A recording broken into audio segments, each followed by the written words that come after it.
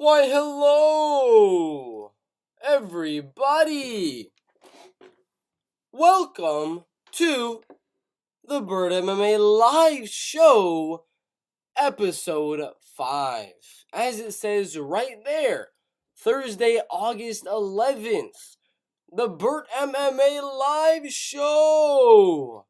We got UFC 278 quick pick predictions. We got today's MMA news.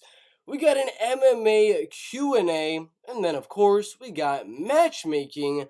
Literally every single fight inside of the UFC's top 15s. Now I'm talking featherweight division, bantamweight division, heavyweight division, lightweight division, women's flyweight division. We're doing every single weight class, male and female, and we're going to be looking at everyone in those top 15s and seeing who they should all be fighting next. But this is what we're doing in today's Bert MMA live show, episode 5. As usual, if you're watching when it is no longer a live show, make sure to check down in the description below all of this stuff, the matchmaking every UFC fighter, UFC 278 quick pick predictions, the MMA news, the MMA Q&A. It'll all be put down in the comment section with timestamps, so you guys will know where to actually go. But let me check the comments really quick. We got 6 people. What is up, Jack Carmody? Ratio, interesting. Michael Tuinfort says 4th. I believe he is 4th. Looks like there are 4 people in the chat right now. And then, what was the last thing? What was the last thing I was looking at? Let me see. All right, we got to put this in really quick. And then we're going to get into actually matchmaking every single ranked fighter inside of the UFC's heavyweight division, lightweight division, featherweight division, pretty much every single division. So yeah, let's go on and do that as we go on to the UFC's heavyweight division. All right, so I'm not going to be just making a video just right now, going through every single fighter, figuring it out. I'm literally going to be looking through the chat and figuring it out with you guys at the same time. So I need your guys' help. I need your guys' help because today we're going to be UFC matchmaker for every single division. That's the first thing we got, which means we're going to start with the heavyweights. And Francis Ngannou. Who is going to be Ngannou's next opponent? Who's John Jones' next opponent? Cyril Gane's next opponent? Tuivasa. Everybody in that top 15. Who's everyone's opponent in the light heavyweight division, and so on and so forth. So the first one is going to be Francis Ngannou, the UFC champion. Francis Ngannou, champion. Now, who does Francis Ngannou fight next? Because obviously we could see it right here. Let's put this let's put this UFC slideshow over here, all right? So we have the picture of Francis Ngannou, but who is Francis Ngannou going to fight? Because we know he's coming off of whatever knee injury type of thing. I'm not too sure how long he's going to be out, but he's got a knee injury and we don't know when he's going to come back. I personally don't think he's going to fight a Cyril Gane. I don't think it's going to happen. Stipe Miocic, I see as a definite possibility for a trilogy, but we do know that Stipe Miocic, John Jones would like to fight. So personally, I would say Francis Ngannou's next opponent seems pretty obvious if we're thinking about it. It's going to be either Stipe Miocic or John Bones Jones. That's the only guy I can really think of for the heavyweight division would be Ngannou versus John Jones, Ngannou versus Stipe Miocic. Those are the only 2 fights Ngannou can do right now. He just beat Cyril Gane. He's not going to fight him again.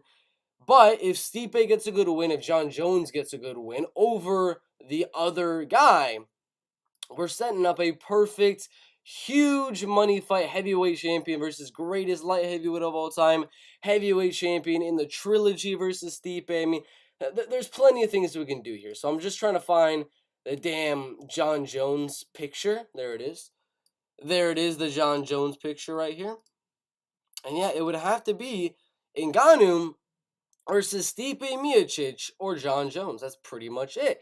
And then after that one, we're going to go on to the number 1 contender, which is going to be Cyril Gane. Cyril Gane.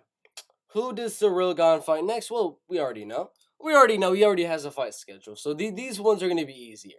These ones are going to be a little bit easier because their fights are already scheduled. Cyril Gane already has a fight. So that was pretty easy. I'm gonna say it right there. That was a pretty easy one there. Literally just put Cyril Gane and Cyril Gane and then Tai Tuivasa. Then we go to number 4, which is going to be the number 2 contender in Stipe Miocic. It seems so obvious already. But Stipe Miocic versus, of course, John Bones Jones is the perfect fight to make for this heavyweight division. It makes all the sense right now. It makes all the sense. Greatest heavyweight versus greatest light heavyweight of all time. Book it, UFC. Come on.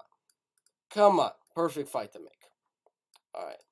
So we got Stipe Miocic, number 2. Cyril Gane, number 1. Now, after Stipe,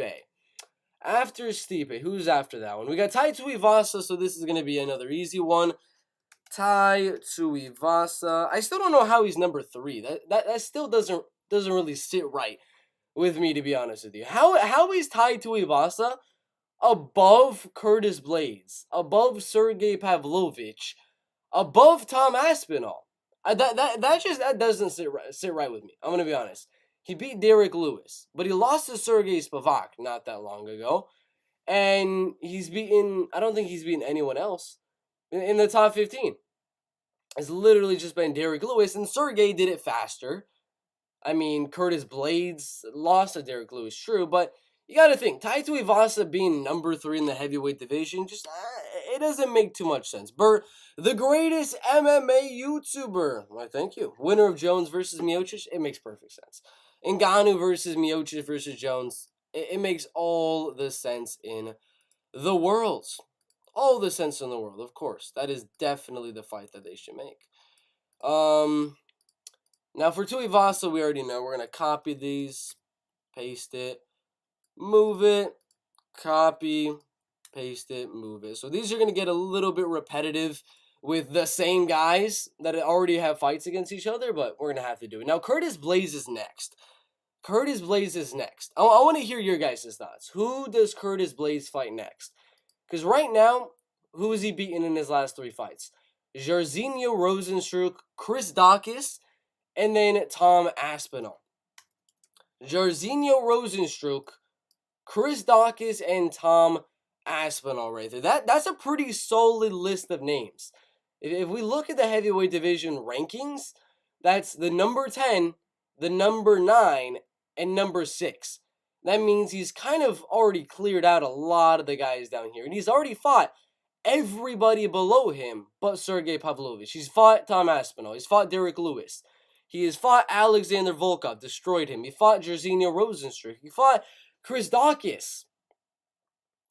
He's not going to go down to number 11, 12, 13, 14, 15. Not going to happen. No chance in the world that's going to happen. So he has to go up. Right now he's number 4. He's got Tuivasa, he's got Stipe, he's got Gane, and he's got a title shot. Does he get a title shot? No. But what do y'all think, chat? What do y'all think? Let me see. Jack Carmody, winner of Gane versus Tuivasa for me. I'm gonna agree with that. I'm gonna agree with that one. The winner of Tai Tuivasa and Cyril Gane makes perfect sense in my opinion. Let's make him a little bit smaller right here.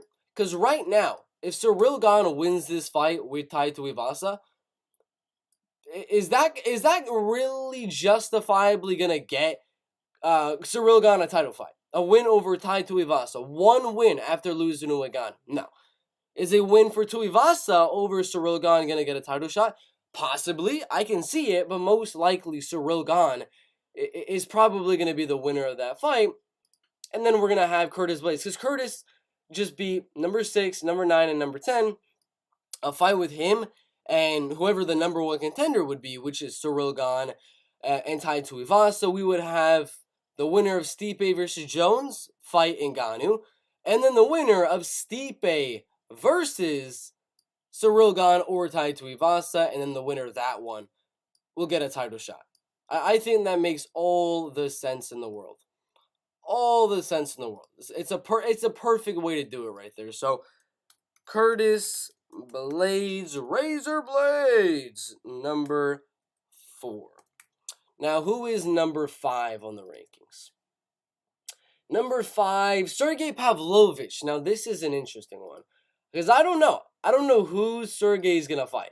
Like, is there a perfect fight for Sergey right now? I don't know. I can't really pinpoint a guy that I just think of as that's a perfect fight for Sergey Pavlovich. I don't know who that is. Sergey Pavlovich. He just beat Derek Lewis. He beat Shamil Abdurrahimov before that. True. Who does he fight now? I don't know. I don't know who Sergey Pavlovich fights now. Because out of the heavyweights, we already kind of figured out where Curtis goes, where Tuivasa goes, Stipe goes, Cyril Gane. That's kind of all already settled, you know? Who does Sergey Pavlovich fight? And I see the comments. One of y'all, Jack Carmody, is saying Alexander Volkov. That could be a good fight, but Sergey Pavlovich and Alexander Volkov are training partners. They actually spar with each other. They train each other for their upcoming fight. So I don't really see a super logical 100% chance that Volkov and Sergey are gonna fight.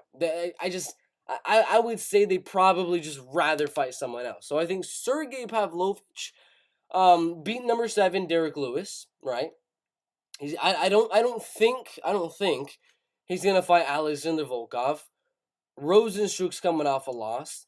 Chris Dawkins is coming off a loss right there. We do have Marcin Tybura fighting Alexander Romanov, so maybe the winner of that one, possibly. But do they get that big of a step up all the way up in the top 5? I don't think so. Which is why I'm going to do prospect versus prospect. Tom Aspinall just lost a very weird one. I mean, his knee kind of gave out, his ACL, his MCL, whatever the case may be. I don't really know the specifics, but Tom Aspinall's knee just gave out in the fight. It wasn't like he really lost that one. He's still a prospect in the heavyweight division. There's a lot of prospects that are looking to get their first title fight. Blades, Tuivasa, Pavlovich, Aspinall. At one of these points, once you get in that top 5 range, you got to put those prospect versus prospect type of fights. And a Tom Aspinall versus Sergey Pavlovich fight, I think makes some sense. Sergey, he just might have to wait a little bit till whenever Tom Aspinall recovers. Because Tom, when he comes back, I can't really see him going out there fighting against... Actually, no. Fights the loser of Jones versus Miocic. You really think they're going to do Sergey Pavlovich versus the loser of that? No, I'm thinking. Aspinall, since he's coming off that loss, he beat Alexander Volkov already. Damn, I was thinking maybe you do Sergey Pavlovich versus the loser of Tuivasa Gane. Sergey versus the loser of Tuivasa Gane. Because Tuivasa Gane is happening in like a week or so, like a week or 2 weeks or something.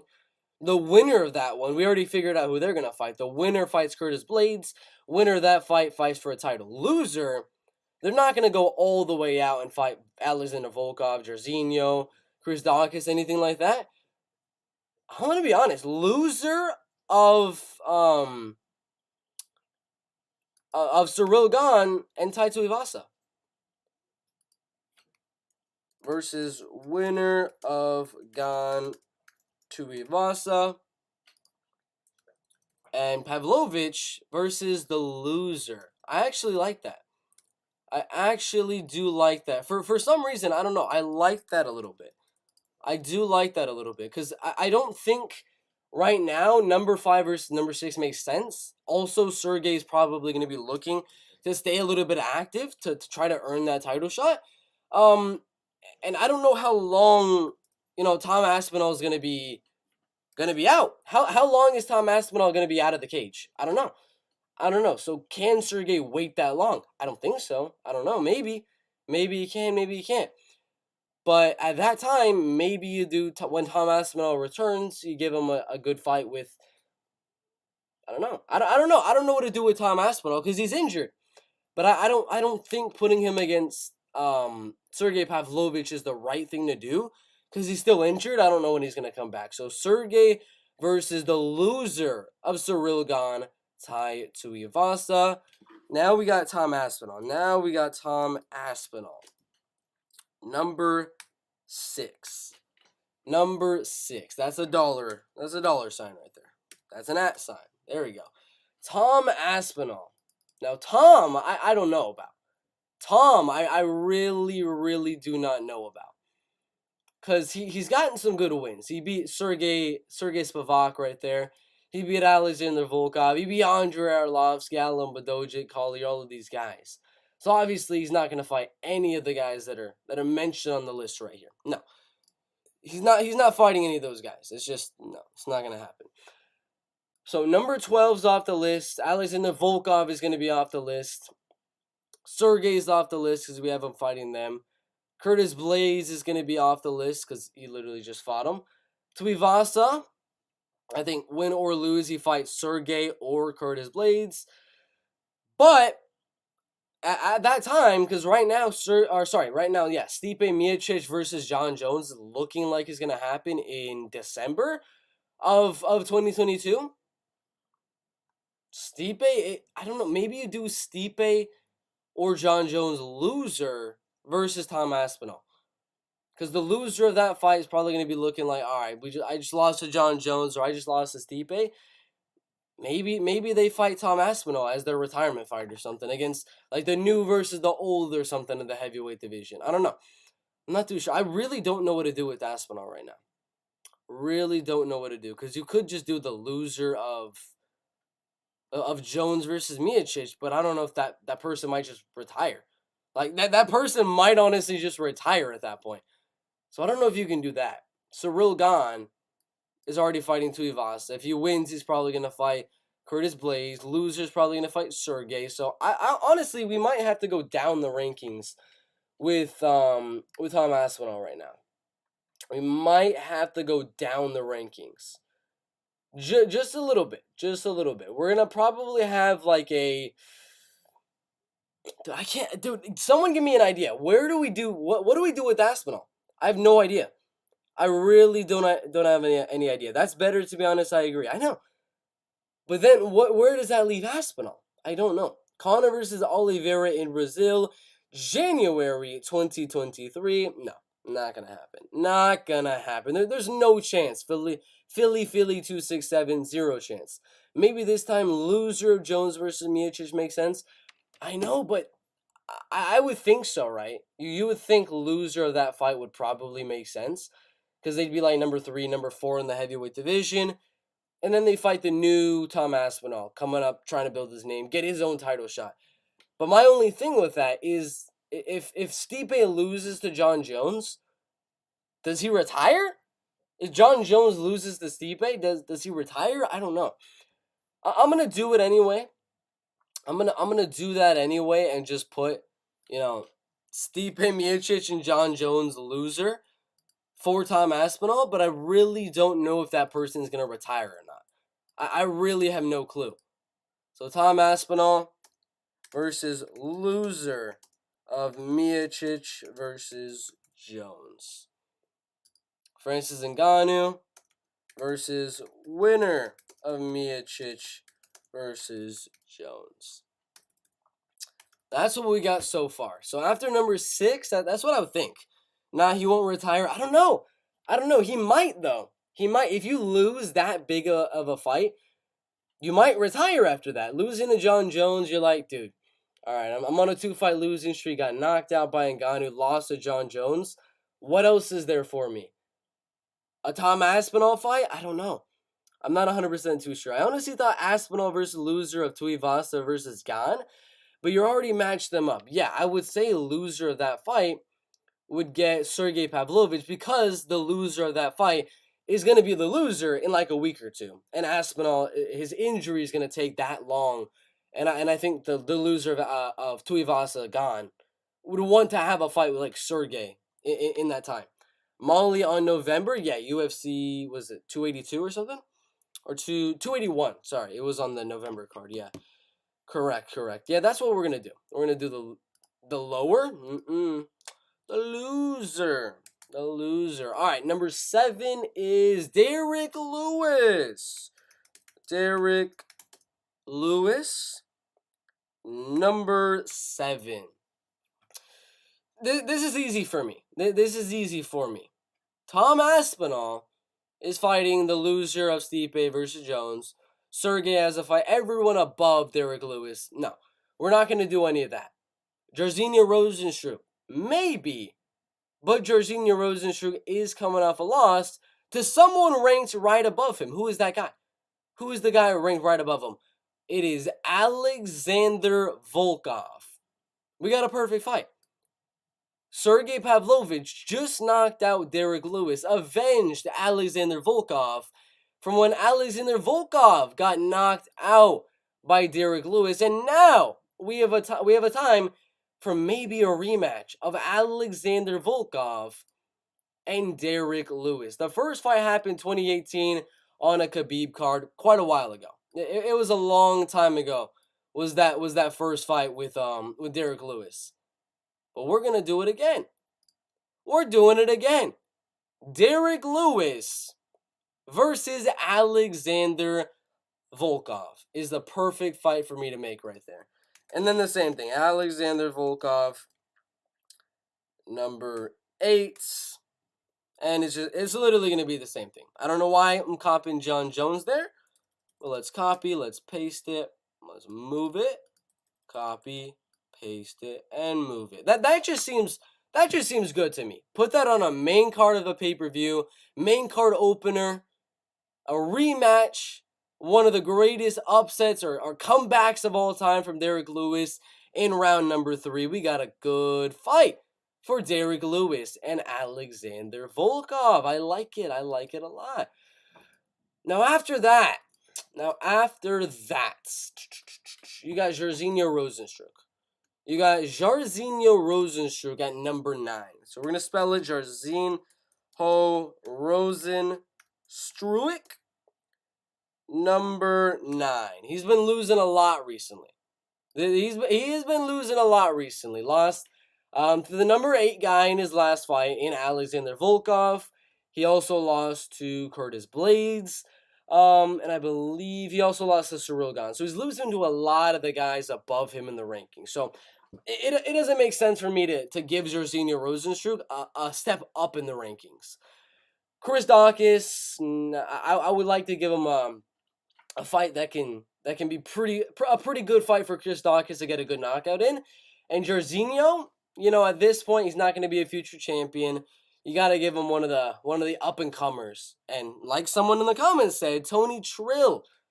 Tony Trill got it right on the button. Sergey Spivak is the fight to make, in my opinion.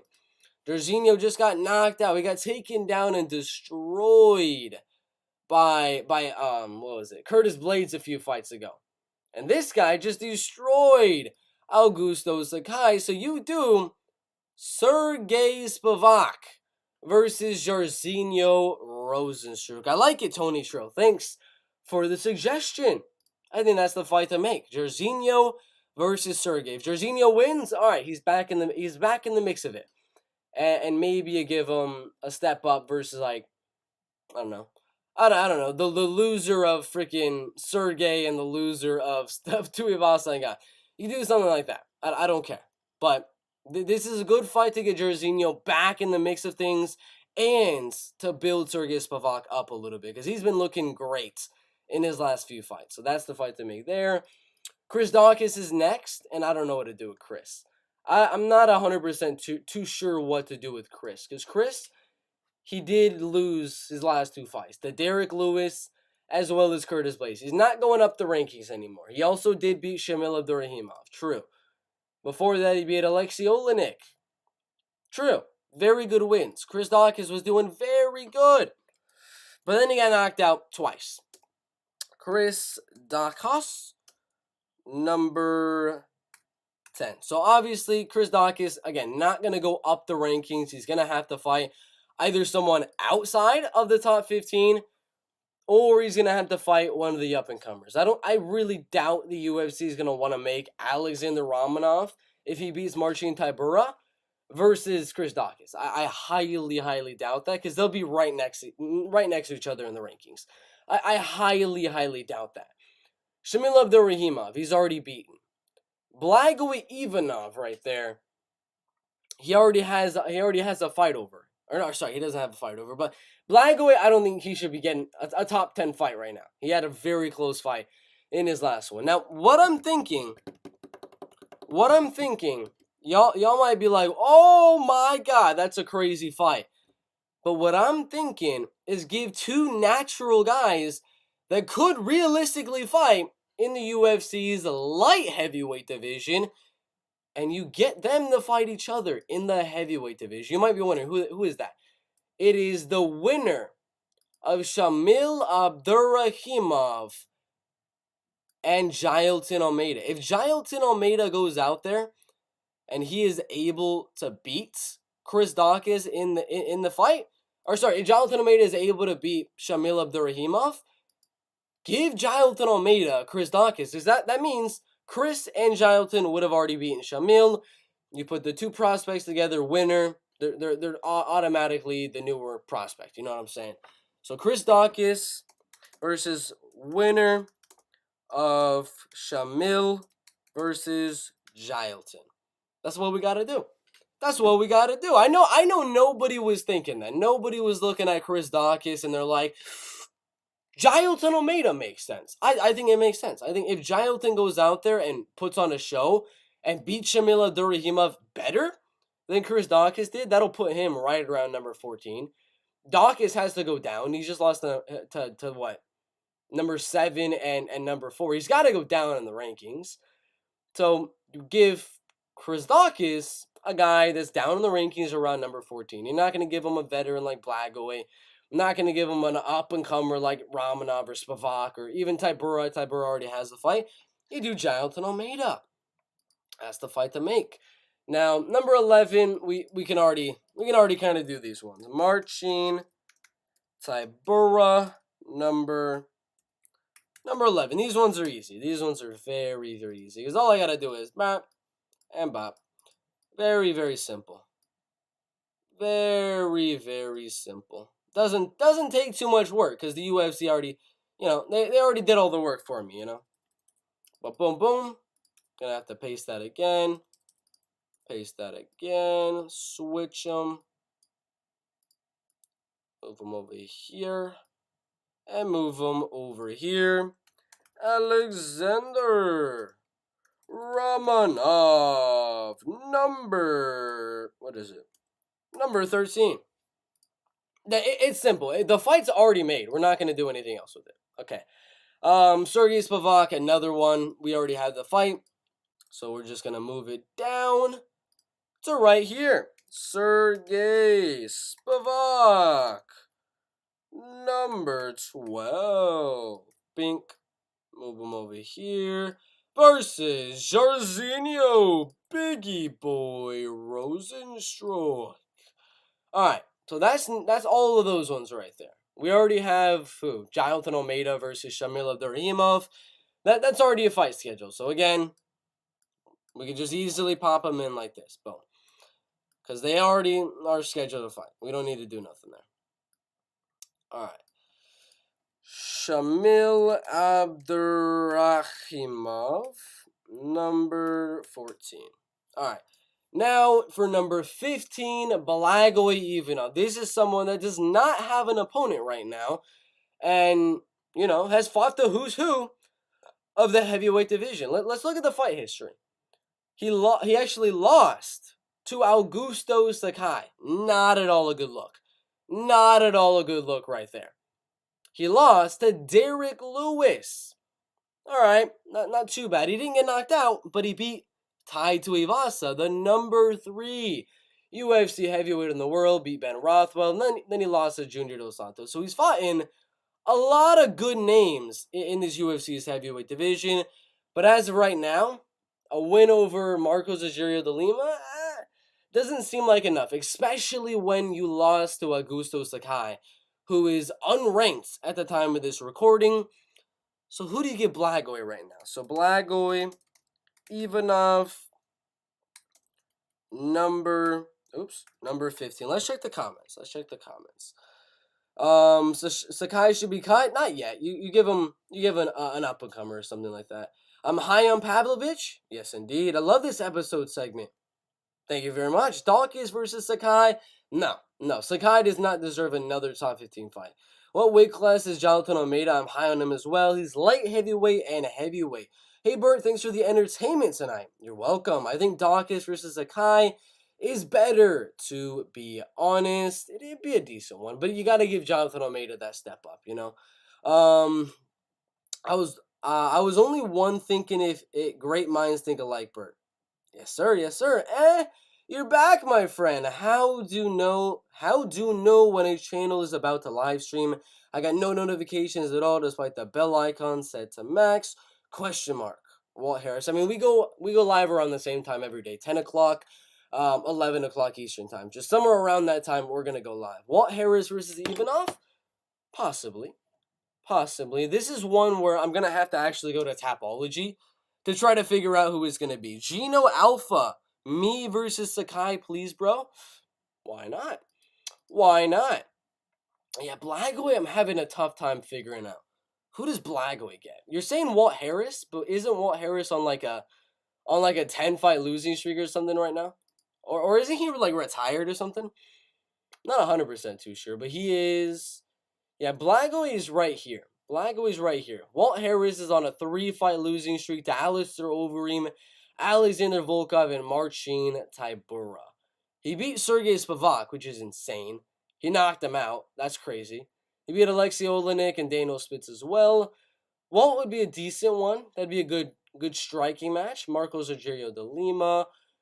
Maybe winner of Tanner Boser, Rodrigo Nascimento, possibly. Alir Latifi. He beat Tanner Boser. Alir Latifi, but he lost to Derek Lewis, Volkan, Corey. I don't know. Who do you give him? Alistair Overeem, Ben Rothwell, Juan Espino. I'm not too sure. Sergey Karatonov. Hamdi! I'm just kidding. I don't know. Hamdi, maybe. Martin Buday. Maybe that's it. Is that the guy? Is that the guy we should do? Martin Buday is fighting this weekend, right? He just came off of a good win over Chris Barnett. TKO'd him or whatever. I mean, he was destroying him in that fight. He got a clinch TKO over Lorenzo Hood. If he gets another good knockout win over Lucas Brzezinski in that fight, he could be one fight away, I guess. I don't know if you give him the top 15 fight yet. He might need like one or two more, but I don't know. Him, Walt Harris maybe. Not Alexei. You're not going to give Alexei the fight. Andrei Arlovsky, maybe. Andrei Arlovsky in that top 15. He's only lost to Tom Aspinall in all of these fights, which is insane. But Marcos Rogerio de Lima, isn't that the fight? The guy that Blagoy just beat? That's funny. Yeah, Blagoy just beat Marcos. I don't know. I have no idea. I'm literally looking at these heavyweights. I have zero clue who to give Blagoy Ivanov right now. Latifi to the Muslim Fridge. Who's the Muslim Fridge?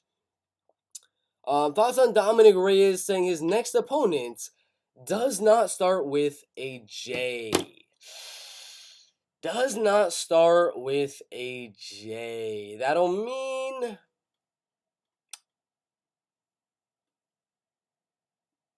I have no idea. Not Jamal Hill, obviously. Not Jan Blachowicz. Not Magomed, no. Alexander Rakic. Anthony Smith. Maybe Thiago Santos. I don't know. I have no idea who he's going to fight. Zero clue. But who in the world does Blagoy fight? We got everyone. We got Francis Ngannou versus the winner of Stipe versus Jones. We got Cyril Gane, Tai Tuivasa. We got Stipe versus Jones. We got Tuivasa versus Gane. We got Curtis Blades versus the winner of Gane versus Tuivasa. Winner gets a title fight. We got Pavlovich versus loser of Gane versus Tuivasa. We got Tom Aspinall versus loser of Stipe versus John Jones. Derek Lewis, Alexander Volkov rematch. Jairzinho Rosenstruck, Sergey Spivak. Chris Dawkins versus the winner of Jailton Almeida, Shamil Abdurrahimov. Tybura Romanov, Spivak Jairzinho. Tybura Romanov, Jailton Almeida, Shamil. What do we do with Blagoy? I don't know, man. I have no idea what we do with Blagoy. What do we do with this guy? Blagoy has the coolest backstory, getting stabs, but fights so disappointing offense versus top 10. Collier versus Barnett, obesity versus diabetes. I like it. Not on Tapology, but pretty sure Alexi versus Latifi is in the works. I heard it was in the works. It's not on Tapology, though. Bert, we've seen your comments on Aljo's video trolling, mentioning MMA Guru when he got salty. Gotta love the bantamweight champion of the world beefing with a guy in a shed. It was funny. It's funny. Espino or Harris, in my opinion. Juan Espino versus Blagoy makes sense to me. I think it does. I would actually say it does. Because Juan Espino, if we go on here, is where? He's right here. He beat Jeff Hughes, Justin Frazier, Martin Boudet. Again, Martin Boudet. That's Martin Boudet's only loss. That was outside of the UFC. I think he was like the tough champion or something. And then he lost to Alexander Romanov in a fight that was just really, really close. Very, very close. So yeah. Why not? Let's do it. Let's do it. Let's go Juan Espino versus Blagoy. I cannot think of anything else. I'm thinking right now. I'm trying to figure out a guy. I can't think of anyone else. Walt Harris, I mean, you're not going to give him a top 15 guy at this point. But why not give him this guy? Juan Espino. They're both veterans of the game. They're both older guys in the heavyweight division. Put them against each other. See who's who in the heavyweight division. All right. That's pretty much it for heavyweight. So, Blagoy, Juan Espino. And if you want to pause it, you can. I'm going to go through 4. Bink, those guys. Bink, those guys. And then those guys. Those are the heavyweight matchmakers now. Now, for the champion of the light heavyweight division, Yuri Prochazka. Champion. We already know who's going to be. Come on, guys. If you watch this channel, you know who exactly who I'm putting Yuri against. You know exactly who it's going to be. Come on. It's not that hard, guys. Come on. Yeah. Rematch time, baby. I heard it was in the works for, was it UFC 282 co-main event? Co-main event for Stipe versus Jones. Yep. I did hear that indeed. So Yuri Prochazka versus Glover Teixeira. I don't know how to spell Glover's name. I have no clue how to spell Glover's name. So it's a weird name to spell. You gotta be. You know Glover's last name's a weird name to spell. Come on. All right. Bink. Bada bunk. Dink. Donk. And bunk. Perfect.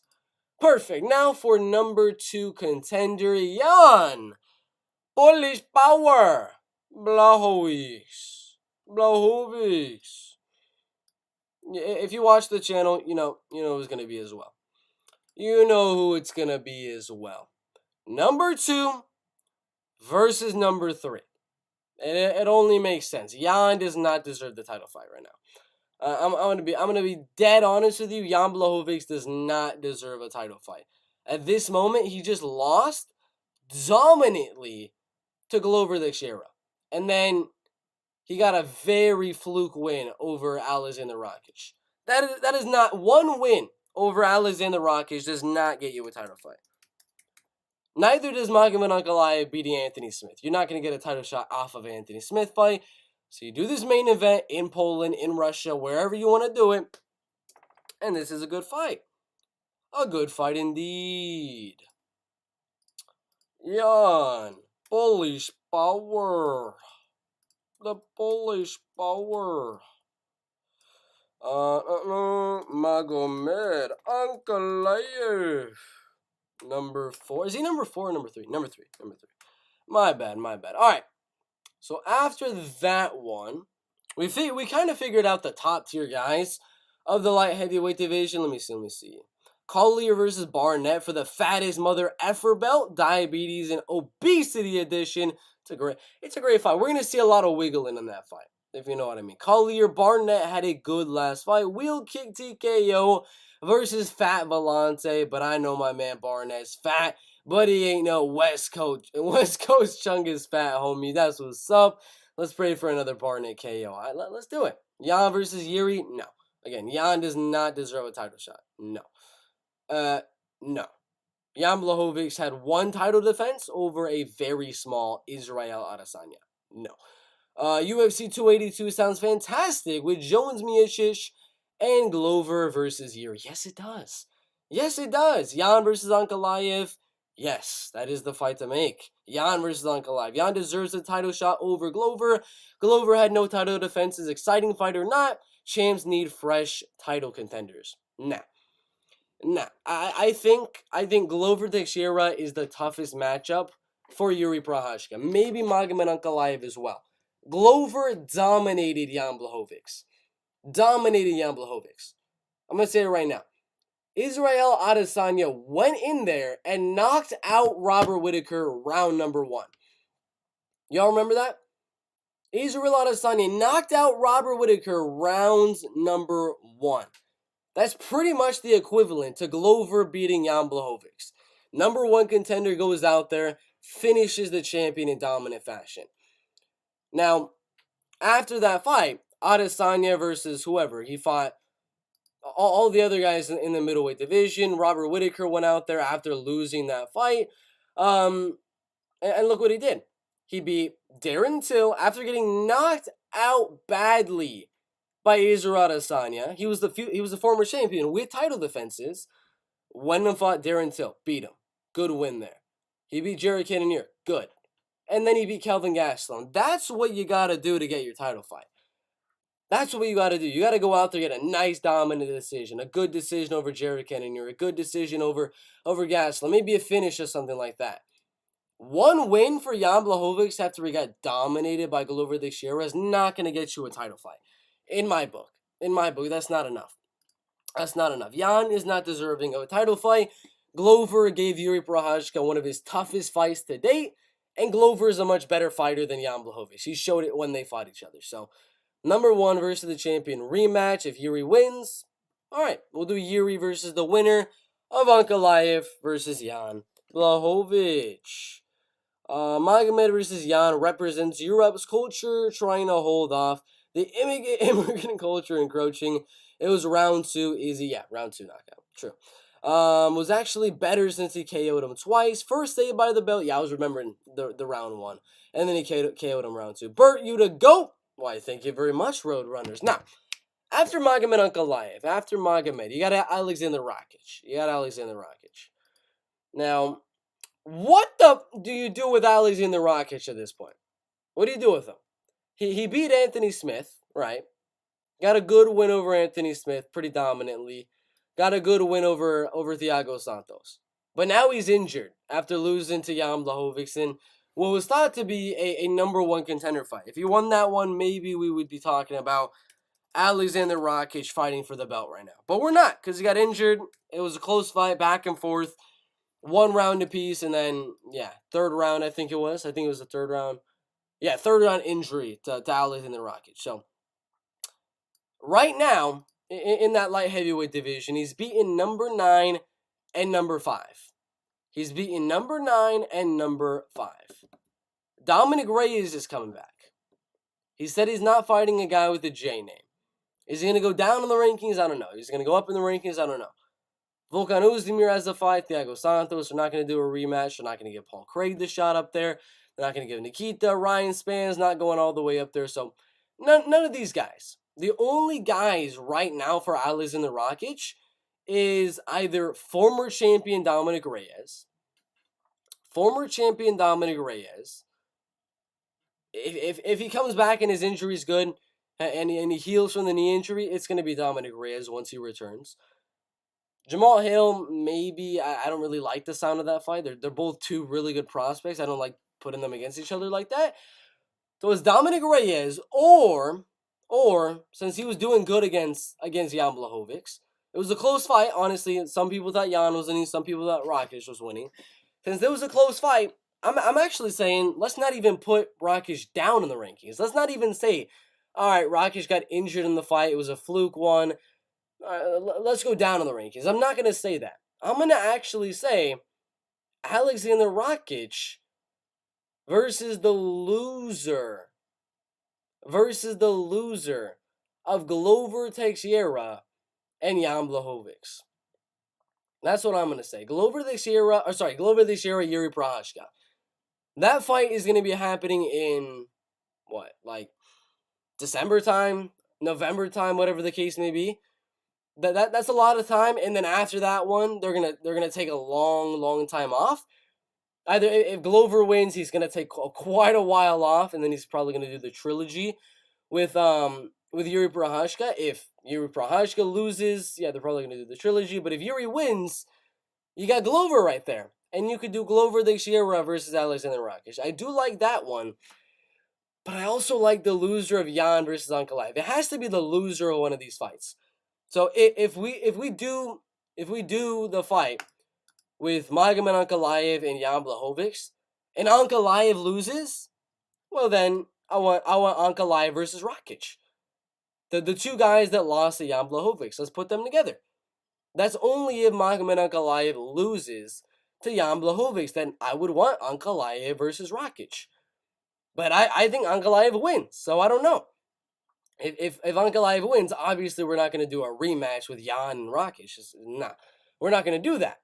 So in that case, we might have to do loser of Glover versus Yuri. But again, if Glover wins, they're going to do the trilogy, which means Rakic won't have a fight.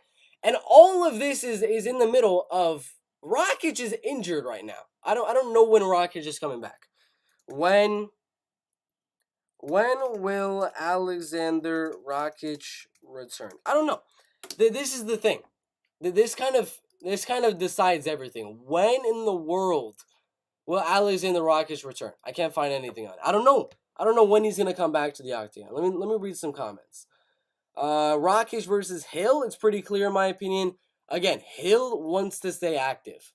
Hill wants Blachowicz. He wants Ankalaev. He wants anyone in that top five. He'll fight Anthony Smith. He'll go down in the rankings. He'll fight anyone right now. Jamal Hill will fight anyone. He'll fight Rakic for sure. But again, Rakic is injured, and Jamal Hill would probably take another fight in the meantime. So we can't do that fight just yet. That's what I was thinking. If Rakic did not have the knee injury, I'd be like, all right, let's do Rakic versus Hill. If Hill wins that fight, possible title fight, or you give him a number one contender fight with like the loser of Ankalaev versus Jan. But that's not the case. Rakic is injured right now. UFC is in a freak injury streak. It's so sad. Rakic knee, Aspinall knee, Ortega shoulder, Smith ankle. MMA gods are mad. Facts. Let's all pray. MMA gods, don't take Dom Cruz ACL mid-fight versus Vera. We need to make a sacrifice. Please, almighty MMA gods, take any of the women fights as a sacrifice. Please protect Dom. And I'm on an agreement there. Nah, man, Hill versus Rakic makes way more sense. Y'all are forgetting he's injured. Rakic is injured. Wouldn't you think Glover retires if he loses to Yuri? Again, that's what I'm saying. I don't know. We don't know these things. Glover hasn't said. He's like, I still look good in my fight. I have a lot of fight left in me. However, freaking Glover talks. If he loses to Yuri, I don't know. Does he retire? Does he not? No clue. Zero idea. That's why it's so hard to figure out who the hell Rakic is going to fight. Yeah. Jesus, you remind me of Carlos Esparza is the champ, lol. So sad. What a clown reign. Yeah, below there, Carlos Barza. So sad. So sad. I can see Glover retiring if he loses again, since it was on his mind not too long ago. I can see that. If he loses, he might retire. That's true. So maybe you might not even be able to do Rakic versus the loser of that one. But then, what the hell do you do? What do you do? Oh, God, I hate it. I hate it. What do you do with Rakic, man? Hill versus Rakic does make a lot of sense, but that depends on how long Rakic needs to recover. That's it. That's literally the thing. We have no idea. We have zero clue. I don't mind Glover to win. I just had acid reflex. I'm scared he retires as a champion if he wins, and he breaks the lineal champ line. I prefer to see the belt pass on. I hope if he wins, he keeps going on until he loses his belt. Hill disappointed me with a weak cardio, but he proved his chin is A tier. Magomed and Glover can wrestle him to fatigue. That's true. You know, why not? Let's just do it. Let's put Jamal Hill here. Let's put Jamal Hill here. Because I think Jamal is going to take a little while to recover. Rakic is going to take a little while to recover, right?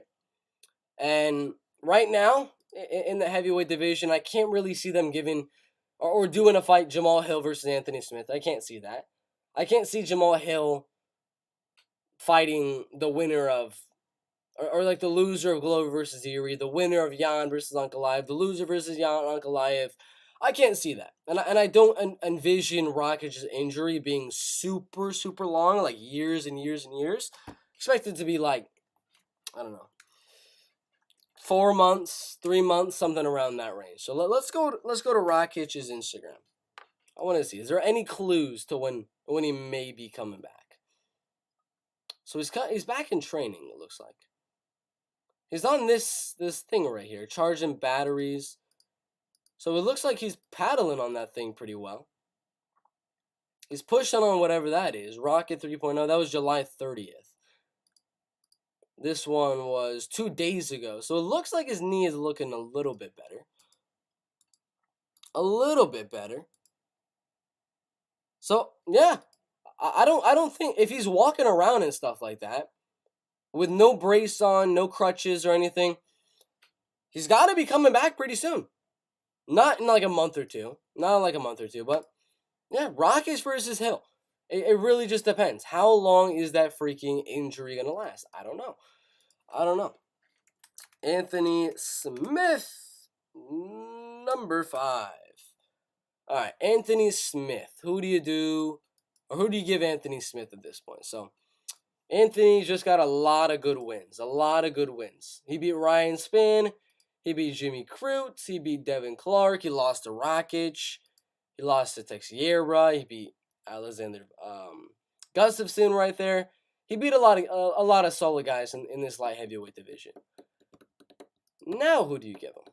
Now, who in the world do you give him? That's tough. So you're not going to give him Hill, Rakic. You're not going to give him any of those guys. Reyes said his return fight is not going to be against someone with a J. He didn't say anything about an A. But he does have a fracture in his leg. And I'm assuming Reyes is coming back pretty soon. Probably versus Thiago Santos, maybe? I don't know who Reyes is coming back to. But Smith is going to have to go to someone below him. He literally has to. And Reyes could fight him. Once Anthony Smith is healed and Reyes is ready to fight, they could do that. Dominic Reyes Insta? Let's check it out. Let me see. Because I remember him doing some tweet or some Instagram post recently. Something like that. It was either on Twitter. Next opponent name does not start with a J. That leaves out Jimmy Crute, Johnny Walker, Jamal Hill, Jan Blachowicz. He's not going to go up. He's not going to fight Rakic. He's still injured. He's not going to fight Blachowicz. Magomed, no. It's got to be Anthony Smith. You would think so, right? You would think. Dominic Reyes, look at his losses. Look at Dominic Reyes' losses. The champion, Yuri Prohashka. The champion, Jan Blachowicz. The champion, John Jones. That's 3 champions in a row. Anthony Smith. losing to pretty similar caliber guys in the light heavyweight division, losing to Magomed Ankalaev, losing to Alexander Rakic, losing to Teixeira, and then losing to John Jones right there. They're all losing to guys above them, and they both need to get a good win to get them back inside that top 5, back in the mix of things in that top 5. I think that's it. I think Anthony Smith, Dominic Cruz is the fight to make. Why not? Why not? Anthony Smith. Let me find where Dominic Cruz is at. Dominic Reyes. Sorry. Dominic Reyes. You would think, right? Dominic Reyes seems like a logical choice. A logical choice for this fight. Maybe not a main event of a fight night, but on a pay-per-view, 3 rounds. 3 rounds on a pay-per-view, Reyes versus Smith. Why not? Why not? Who does Francis Ngannou fight next? It's pretty obvious. Let's go to the top. Ngannou versus the winner of Miocic versus Jones. Of course, obviously. Obviously not ideal, but I think Smith versus Craig could be interesting. Only thing about that is Craig just came off a loss. You don't want to give a guy coming off a loss a top 5 fight when the guy that beat Paul Craig is going down in the rankings to fight Nikita Krylov. You can't do that. You can't do that to him. With Chandler versus Dustin, Beneil versus Gamera, Olive versus Makhachev. Does this mean if Conor returns, it's going to be Justin Gaethje or Jorge? No. I think RDA, Tony Ferguson, or Dan Hooker. One of those 3. That's it. One of those 3 for McGregor. Francis trying to fight Tyson Fury in boxing. MMA gloves fight while Jones fights Stipe Lowe. That's true. Trying to make some money on the break. UFC probably really regrets booking Izzy versus Jan and giving Izzy his only MMA loss to him. Yeah, they probably do. But they made some money on that card. Look in the comments of Dominic Reyes' last post. Anthony Smith probably won't return until next year. Let me go back to that. Dominic Reyes' Instagram. Let me check it. It wasn't a post though. It wasn't a post. It was like this thing. Yeah, there's nothing under here, bro. What did you say? Look in the comments of his last post. This one with the lady, with the girl. Another year, another amazing woman.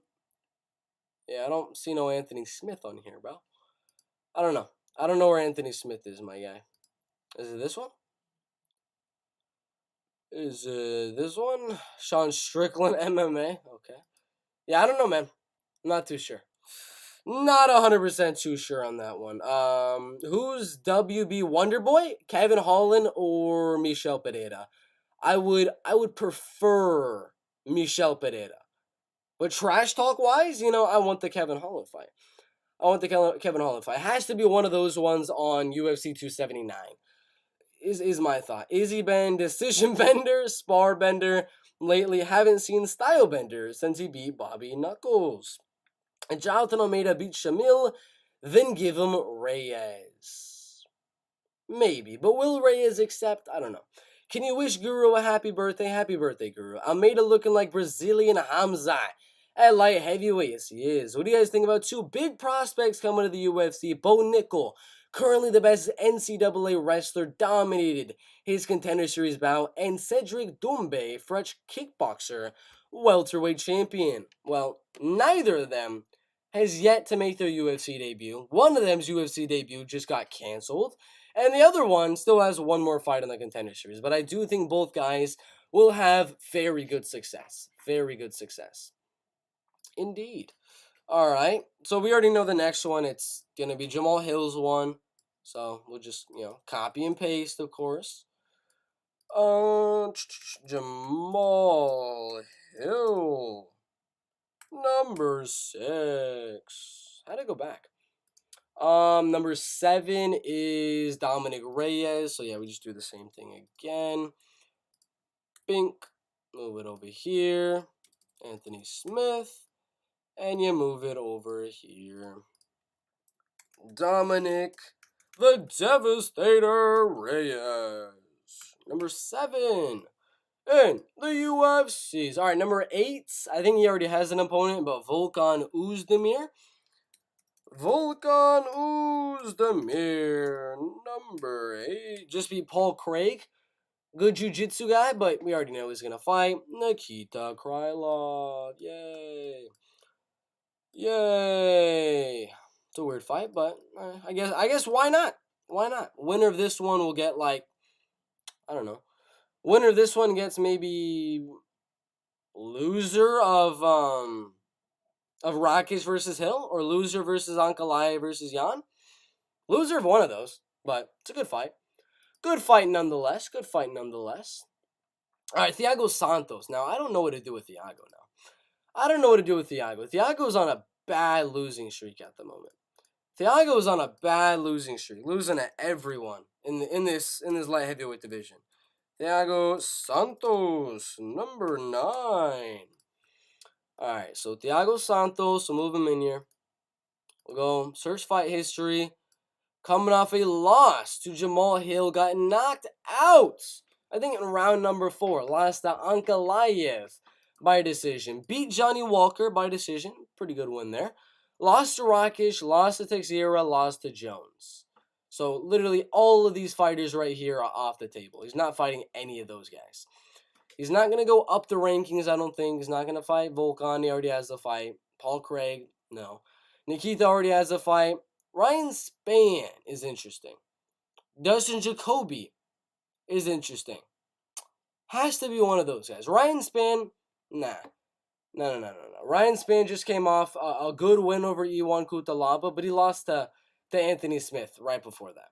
I think Ryan Spann probably versus Paul Craig, to be honest with you, and Dustin Jacoby versus Khalil Roundtree is happening in a little bit. It's not showing on here just yet, but I think that's the fight to make. Because I think Dustin destroys Khalil Roundtree, and I think this is the fight you got to do. Co-main event of a fight night, 3 rounds. 3 rounds. If Thiago wins, all right, boom. He's back in the mix of things. If Dustin Jacoby wins, all right, good. We finally have a new guy in that top 10 of the light heavyweight division. Finally got some new blood. Finally. So that's what I would think there. Number 10. Let me see. Who's number 10? Who is number 10? It is going to be Paul Craig. Paul Craig. All right, let's get the picture. Paul Craig versus Ryan Spann. So Paul has wins over a lot of guys. He beat Nikita Krylov. He beat Magomed Ankalaev.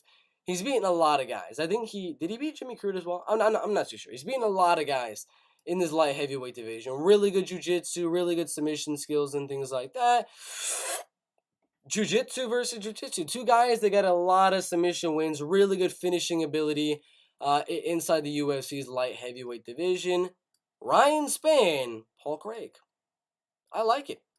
I like it a lot. All right, so Paul Craig, number 10. Number 11, I think that's just this fight. It's just flipped. Boink, copy. Dink. Move that. And then Nikita Krylov, number 11. And then who's number 12? Ryan Spann. We just did that one. I hate having to redo these ones. Jesus. All right, let's move it. Right there. Copy. Move it over there. Ryan Spann, number 12. All right, number 13 now. Johnny Walker. He already has the fight as well. Light heavyweight's pretty easy once you get to the bottom, because most of them already have fights. Or they're kind of like an easier matchup to make. So Johnny Walker is already fighting Iwan Kutalaba. We already know this. This is going to be a damn banger. A dang banger. Johnny Walker. Oops. Walker, number 13. All right. Number 14. Who are you? Dustin Jacoby. We already got you, man. We already got you. He's fighting Khalil Roundtree, but I don't care. We're gonna put Jacoby and then freaking Thiago Santos as well.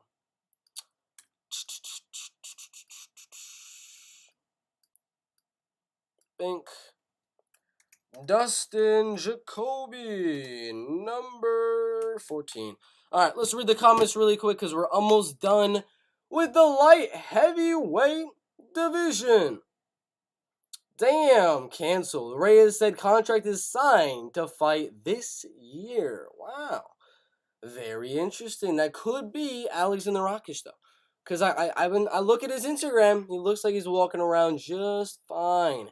He'll got that Dom Cruz, Jones physique, lol, with CM Punk, skinny fat. Thiago, Bellator champion, possibly. He could go fight Yoel Romero in light heavyweight or something. You never know.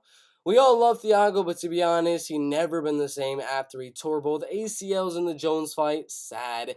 It seemed knee injury was the biggest career killer in sports. Yeah. What's up, bag flipper? Canceled due to French MMA Federation rule about the number of fights. Doumbé cannot face another fighter who has a record greater than his by more than 4 fights. France really still behind on MMA. That's crazy. That is crazy. France is nuts, man. Walker the failed hype train, yes. Khalil IKO the greatest kickboxer, Gokhan Saki, Roundtree. Man, Jacoby, after he beats Roundtree, of course, versus Thiago Santos. Now, after that, we got Jimmy Crute. I know he's been out for a while due to his knockout. He got the knockout loss, of course, to freaking Jamal Hill. And then he got submitted TKO, doctor stoppage, or whatever, from Anthony Smith. Both guys are in the top 6. So these are not bad fighters at all that Jimmy Crute is losing to. But you got to say, he's going to have to go outside. He's going to have to go outside of the top 15. It has to happen. He's beaten a lot of guys outside the top 15 already. He's beaten Paul Craig, a guy that's at the top or in the middle of this light heavyweight division. He beat the GOAT Sam Alvey, Misha Sirganov, Mikhail Lishezhuk. But, he is on a 2-fight losing streak in his only 2 fights where he fought ranked opponents at the time that they were actually ranked opponents. So, we're going to have to give... we're going to have to give him a guy outside of the top 15. And I'm not 100% too sure who it's going to be. Not too sure just yet. I saw a video he did talking in French about how it's fake news. Interesting. Great work, Bert Shelby. Indeed. Damn, if that's true. Then what the is up with France? That'd be horrible. You have to put subtitles in Portuguese on your channel. No idea how to do that. They're giving me the New Zealand vibes with how they treat MMA. All right, so Jimmy Crute right here coming off of 2 losses. Khalil Negumarianu.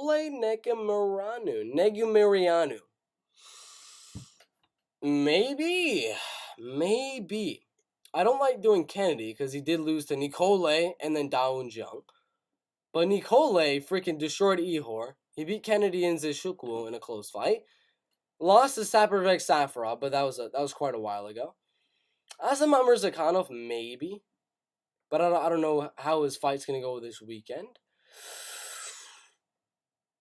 Yeah. I think that's the fight. I think that's it. 2 good grapplers with some decent striking. Nicole Negamarianu. Oh, that's the wrong one. That's the wrong picture, but Nicole, who did he fight recently? Ihor Baturia, Ike. Alright, Kennedy Nzeshukwu. So we just go Magomed Ankalaev. We go down. Alright, this is going to take a little while to find. Gonna take just a little while to find, Just a little bit. Alright. Let's go recap. Alrighty then. Dun dun dun dun dun dun. How is this on the prelims? Jesus. Paul Craig. Press him. Alright, dang it. Let's go out. Paul Craig. Really? What's up with my thing? Alright, 1 second, y'all. We go Paul Craig. Because we got to find Nicole Negamarianu.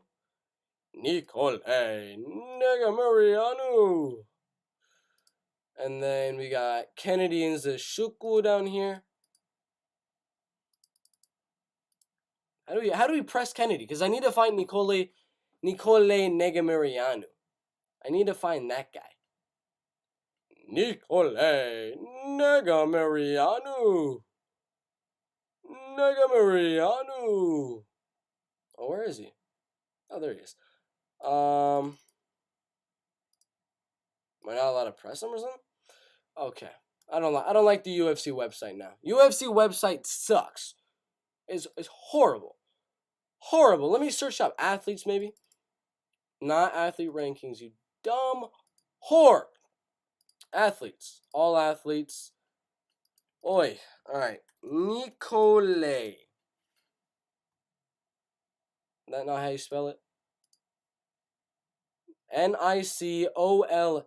Nicole. Alright. Negamarianu.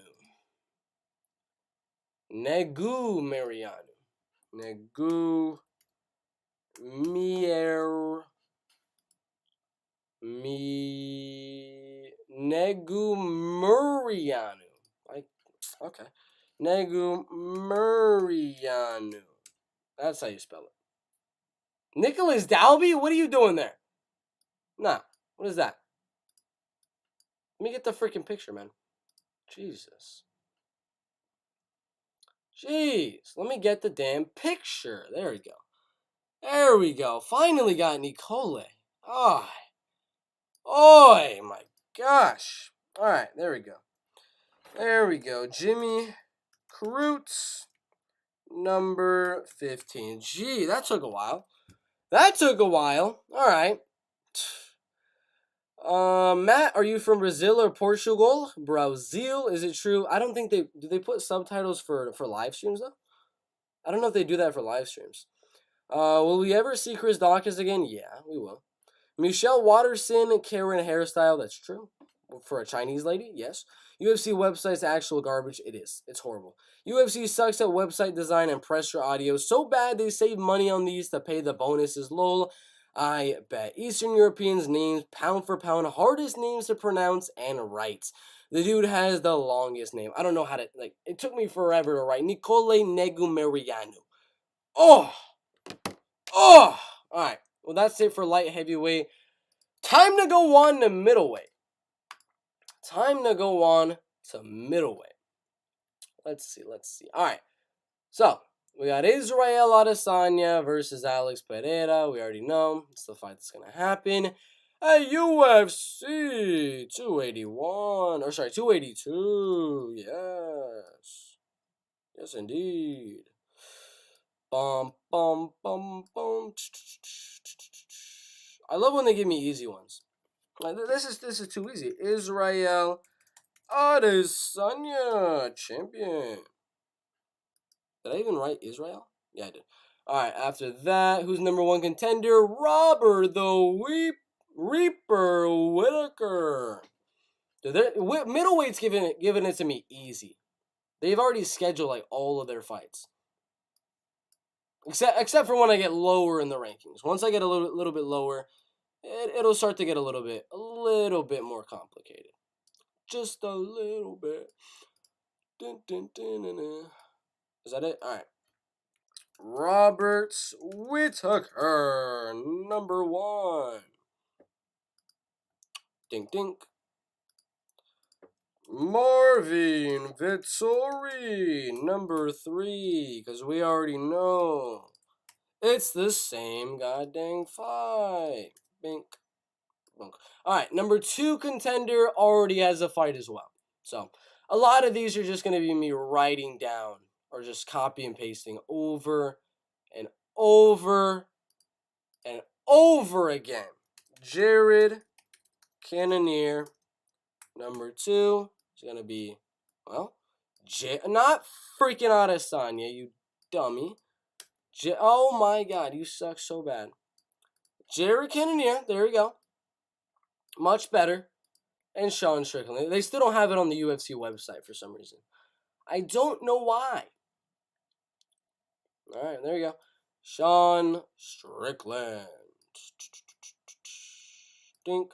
All right, number four. Please tell me we got someone new. Derek Brunson. There we go. We have someone we can actually matchmake. Thank you. All right. Derek Brunson, number 4. What to do with Derek? Derek Brunson. Am I spelling it correctly? Derek. Yes, I am.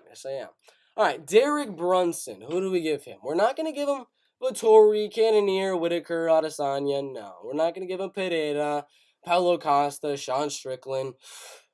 What we are going to do is either Jack Hermanson or Andre Muniz. One of those two guys. And I'm leaning more towards Andre Muniz, you know.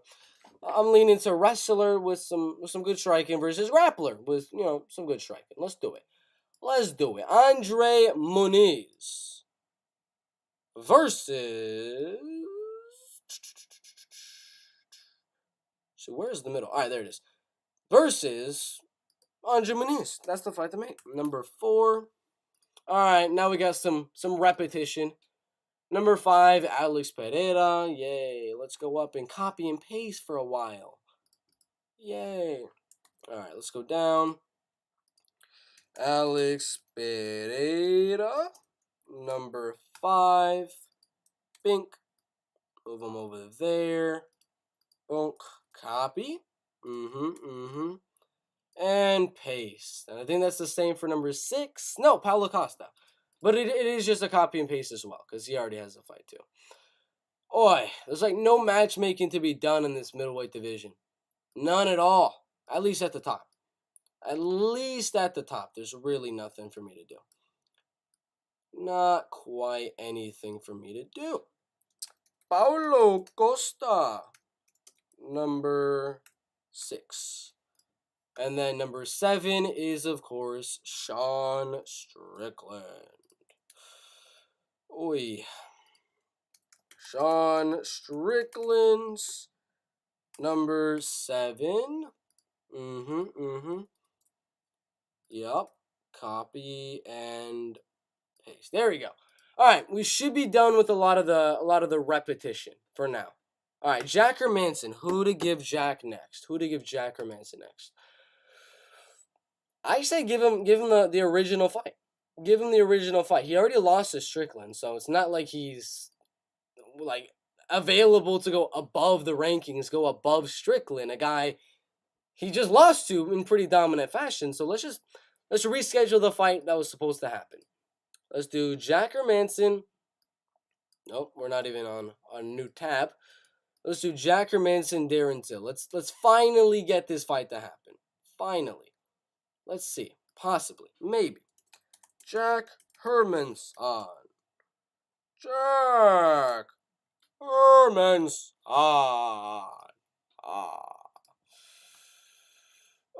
Darren Till. Because I don't want Jack to go up in the rankings, and I don't want him to go way down in the rankings either. Just I don't want to see it happen. I don't want to see it. Copy. Paste. Yep. Darren Till, number 9. Oh yeah. Middleweight is so bad. Middleweight is so bad for matchmaking right now. Let's read some comments, because this is I don't like matchmaking middleweight. There's only 2 matches I've done. 2. I've only matchmade 2 fights. Freaking middleweight division. I don't like it. I don't like it. Hi. Bert, what age will you make your UFC debut? 24, 25 years old. If Yuri comes out with a mohawk, I'll be first time we get a mohawk facial hair combo in a title fight at light heavyweight since Chuck Liddell. Imagine that. Bert need to do a high school wrestling and enlist in boxing before getting into MMA. I'm already in high school wrestling, and I'm already enlisting in boxing. So we already did everything you just said. Canada as well. We got a lot of Canadian fans on the channel. A lot of them. Excited to see who Gastelum returns against. Muniz got a real chance versus Izzy if he improves his cardio for 5 rounds, but I think he needs to leapfrog Rob an Italian orc to get the shot. 16-leg parlay, 5 legs down. $12,000 winning on the line. That is crazy. Random, do you think GSP is better than Jones, Silva, DJ, Aldo, DC? Jack versus Muniz. That'd be a good fight. That'd be a pretty good fight. Where weed and hookahs are illegal, betting on World Juniors live and listening to the GOATs.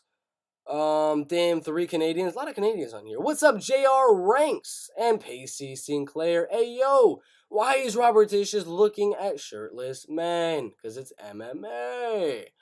It's MMA. Excited for Marvin Vittori's return? We all are. We are all excited for the Orc. Middleweight is by far the shortest division. Yes, it is. My favorite nickname for Darren? Darren the Disappointment. He'll pull out of everything except for his wife. That is true. That is very true. After that, we got Andre Muniz, but we already did his. So, again, you can literally just speed this up again. Andre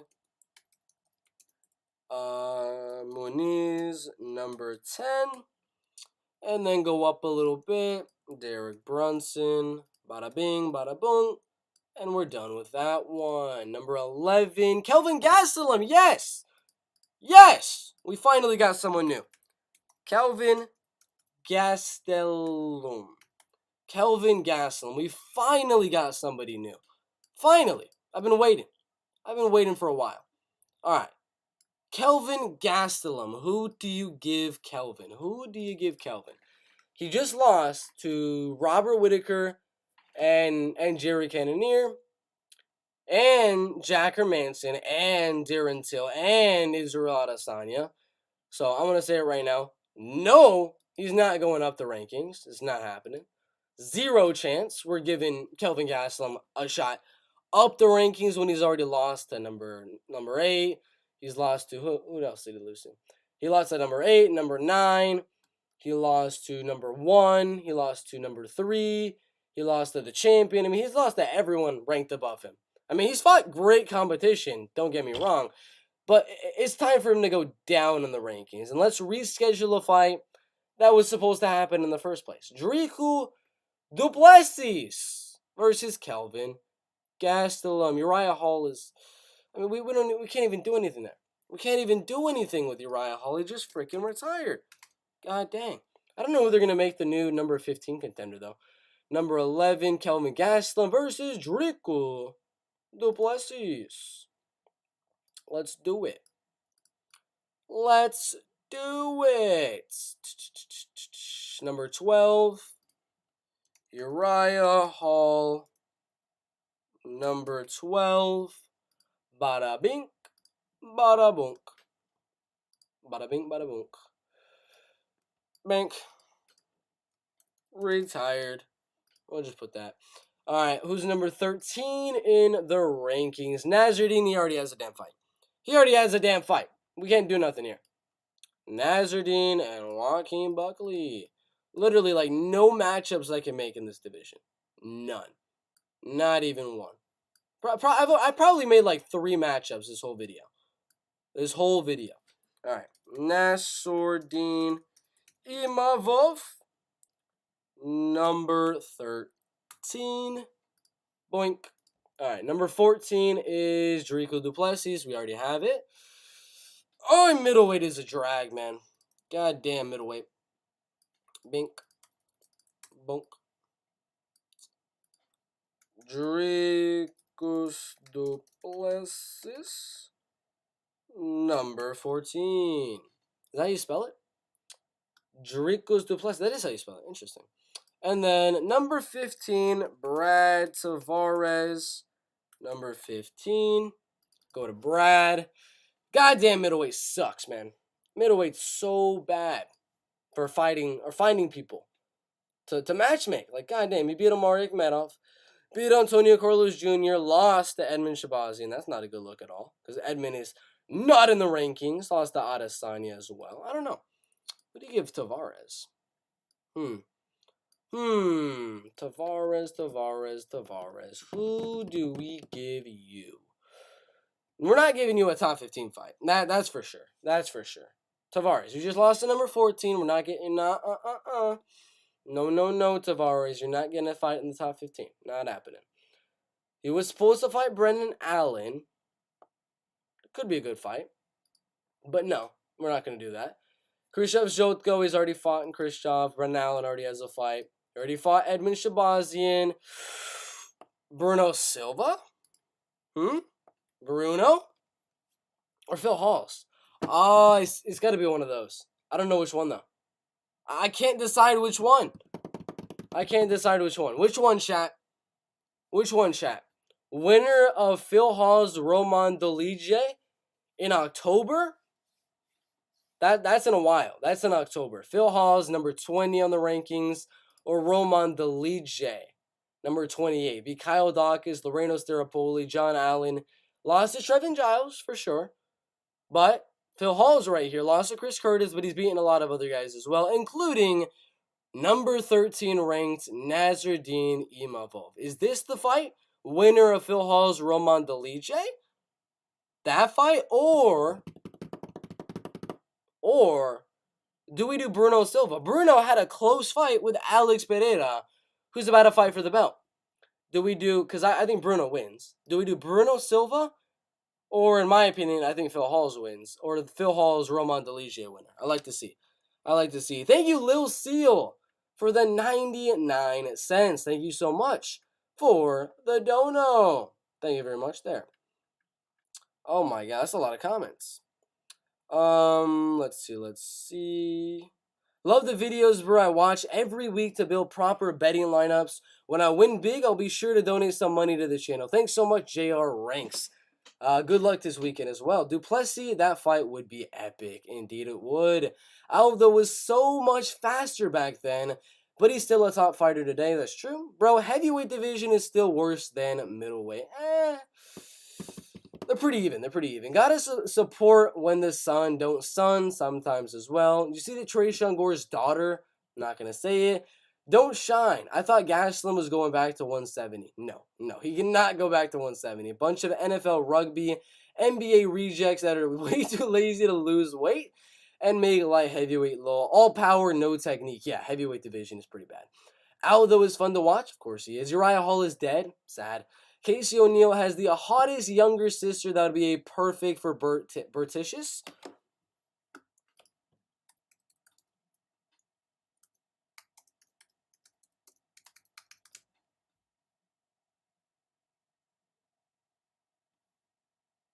Which one? This one? On the left? What's her name? No. Robin O'Neill? Topology. 0-0. What a record. Robin. Oh wow, she's got a confirmed fight for when? Eternal MMA. Interesting indeed. Very interesting. How old is the sister, Lo? That's what I'm saying. Robin O'Neill age. She's probably like 22. No, what the hell? The heck is that? No, that's got to be a different one.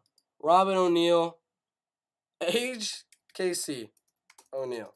Just going to put that next to it. Robin O'Neill. Nah, it's just showing some random artist. It's literally just showing some random artist. I don't know. Yeah, it doesn't show the age anywhere. All right, whatever. Let's get back to the topic at hand, all right? Jesus. No idea. Gotta be like 18. Hard to tell which chicks, though. I'm 15, so that's illegal. It's illegal, Lil Seal. Bro, her name, I feel like if I Google her, I'll get pics of a bunch of dead, cut-up mini horses. What? You crazy. But yeah, thanks for the 99-cent donation. If I had money to donate, I would, bro. Hence why I said once I win big. For sure, donate. You can definitely donate right now, though. You guys don't have to donate if you want. Whatever. Doesn't matter. Keep the money for yourself. Put some more money on some of your bets if you want. Got you, bro. JR ranks. Bert, that is on behalf of JR. Why, thank you very much, Lil Seal. Phil Halls, thanks for the insight, little bro. Bruno Silva needs to fight Chris Curtis after GM3 if he wants. That'd be a good one. Bruno Silva versus Chris Curtis. That's a good one. JR Ranks needs to start grinding. Yo, Bert, what do you think about prospects making debut? I'm not going to say it. I think Phil Halls versus Tamaras is more intriguing. Who's that?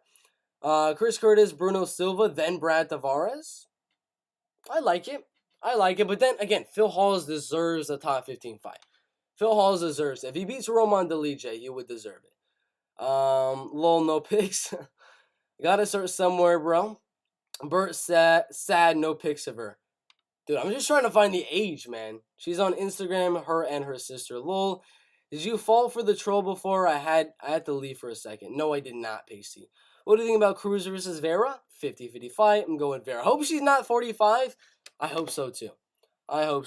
Casey O'Neill Insta. We're going on a tangent here, guys. We're going on a little bit of a tangent for some reason. I don't know why. But where's the sister? Robin O'Neill. So let's just go followers, maybe. Only Casey can see all followers? Damn. I don't know. Let me see Robin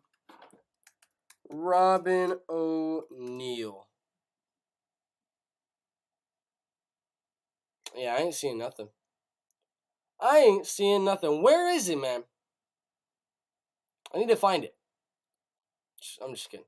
Let's get back to the video. Man, I'm going with Cruz. I'm feeling it. It's a 50-50. Cruz decision, hedge on the lock. All right, I'm going to go...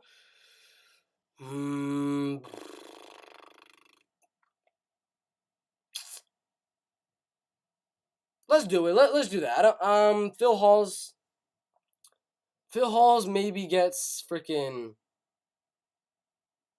Maybe loser of Nasruddin versus Buckley? Honestly, maybe that. Or loser of Duplessis versus whatever. He gets loser of one of these fights. That's what Phil Halls gets. But, yeah, let's do Bruno Silva, Gerald Meerschaert. So let's do that. I'm just going to put their little pictures like this. Bruno Silva, Gerald Meerschaert. Let's make it a little bit bigger. All right. And then, so it's them. And then we got Chris Curtis as well. Boom. I like that idea. I do like that idea. Indeed. All right, that's what we're going to do for the middleweight division. So it's settled. Middleweight fights to make next. No, I'm not saying that, Pacey. At RROBYN. At RR. Robin.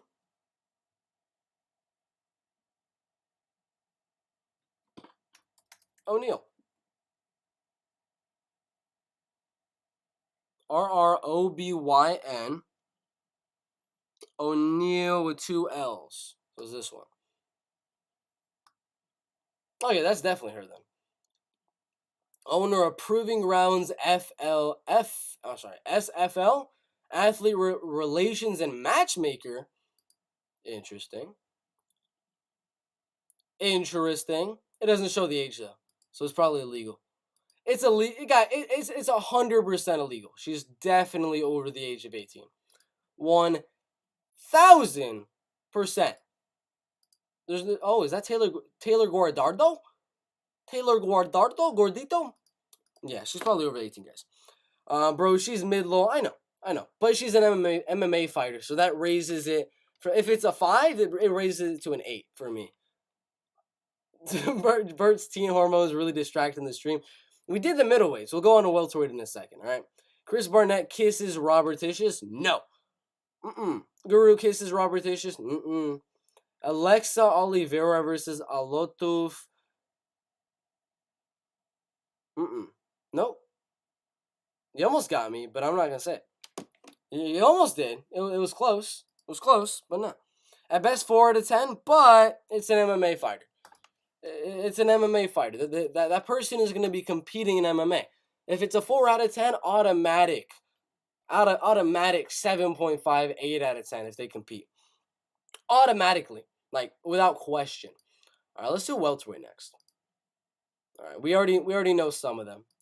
You know.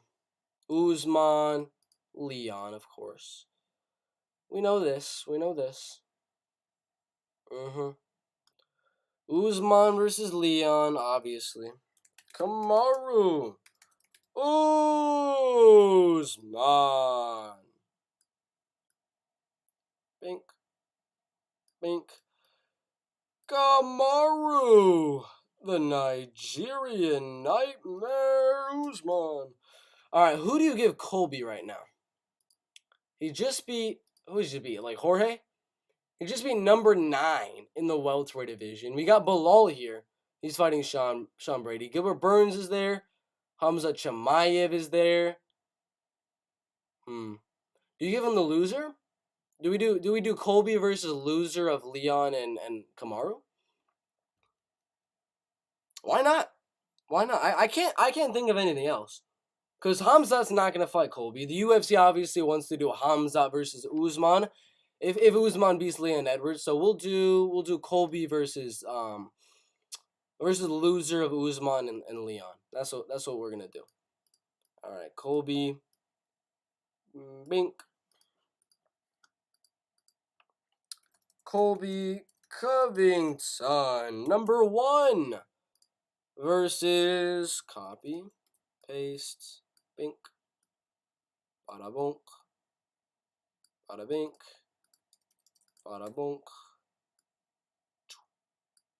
Alright, boom. Versus loser of Usman Edwards. I guess the loser of that fight. I can't think of anything else for Colby. Other than that, who's next? Leon. He already has this fight, so we just flip it. Bink, bonk, bink, bonk, bonk, dink, donk, bink, and we're good to go. Leon Edwards, number 2. Hamzat is next, and we know who he's gonna get. We know who Hamzat's gonna get, obviously. I mean, right now, yes. He's got freaking Nate Diaz, but we're talking after that fight. After that fight, he gets the winner, which is gonna be Kamaru Usman, most likely. Kamaru Usman, Khamzat Chimaev, number 3. Versus winner of Usman Edwards. Boom. All right, number 4, Gilbert Burns. We know what we're going to do here. Gilbert versus Jorge Gamebred Masvidal. Gilbert's Burns, number 4. Like that. Versus, where is Jorge? Number 9. He's going way down the rankings just to make some money right there. He's going way down. If I were Gilbert, I'm calling out Colby right now. If I'm Gilbert, I'm calling out Colby.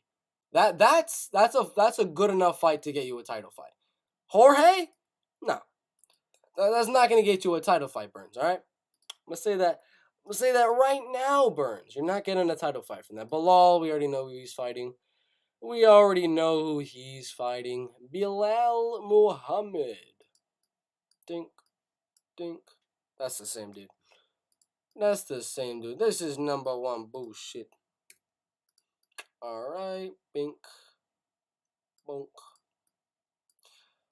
Below cross-eyed. Nobody remembers the name. Muhammad. Is he number 5? Is he actually in the top 5? That's crazy. This dude is in the top 5. That's crazy. All right. So below, okay, it's Wonder Boy next, right? Wonder Boy Thompson. Wonder Boy Thompson. Who do you give Wonder Boy? I think it's obvious between 2 guys. Everyone should know who those guys are. Stephen Thompson, number 6. If you don't know who the 2 guys are, come on. Come on, guys. Come on. My suggestion is Michel Pereira. I want the fight. I need the fight. I crave the fight. We want it. We gotta have it. We have to have it. UFC 279 co-main events. Wonder Boy versus Michel Pereira. Let's do it. Wonder Boy Thompson, Michel Pereira. Let's go. Let's make it happen. All right, number 7. I think that's Sean Brady. I think so, right? I think so. Yep, we're just going to have to copy and paste again. Gosh dang it. Gosh dang it. Sean Brady. Number 7. Boink. Copy. Paste. And move it.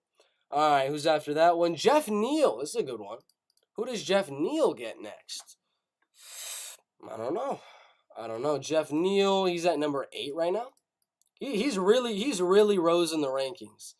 He has really rose in these rankings. Jeff Neal, number 8. And guess who we're feeding Jeff Neal to? We're not going to go with Jeff Neal above. Brady has a fight. Thompson already fought him and beat him. Bilal has a fight. Gilbert's probably not going to do. He's probably going to get Jorge. Pretty much the same ranking for better name value, better money, and things like that. So we're going to do Jeff Neal, and we're going to just sacrifice Jeff Neal really quick. All right? I'm sad to do it, Jeff. You're a good prospect. You knocked out Vicente Luque, for crying out loud. But Shavkat just beat a guy that beat you, and MMA math shouldn't really work, but, you know, Shavkat's probably going to destroy you, in my opinion. So that's the fight to make there. That's what I want. I want the lamb to the slaughter. That's what I want there. All right, let's copy Gilbert. Torino Burns. All right, Jorge Masvidal. All right.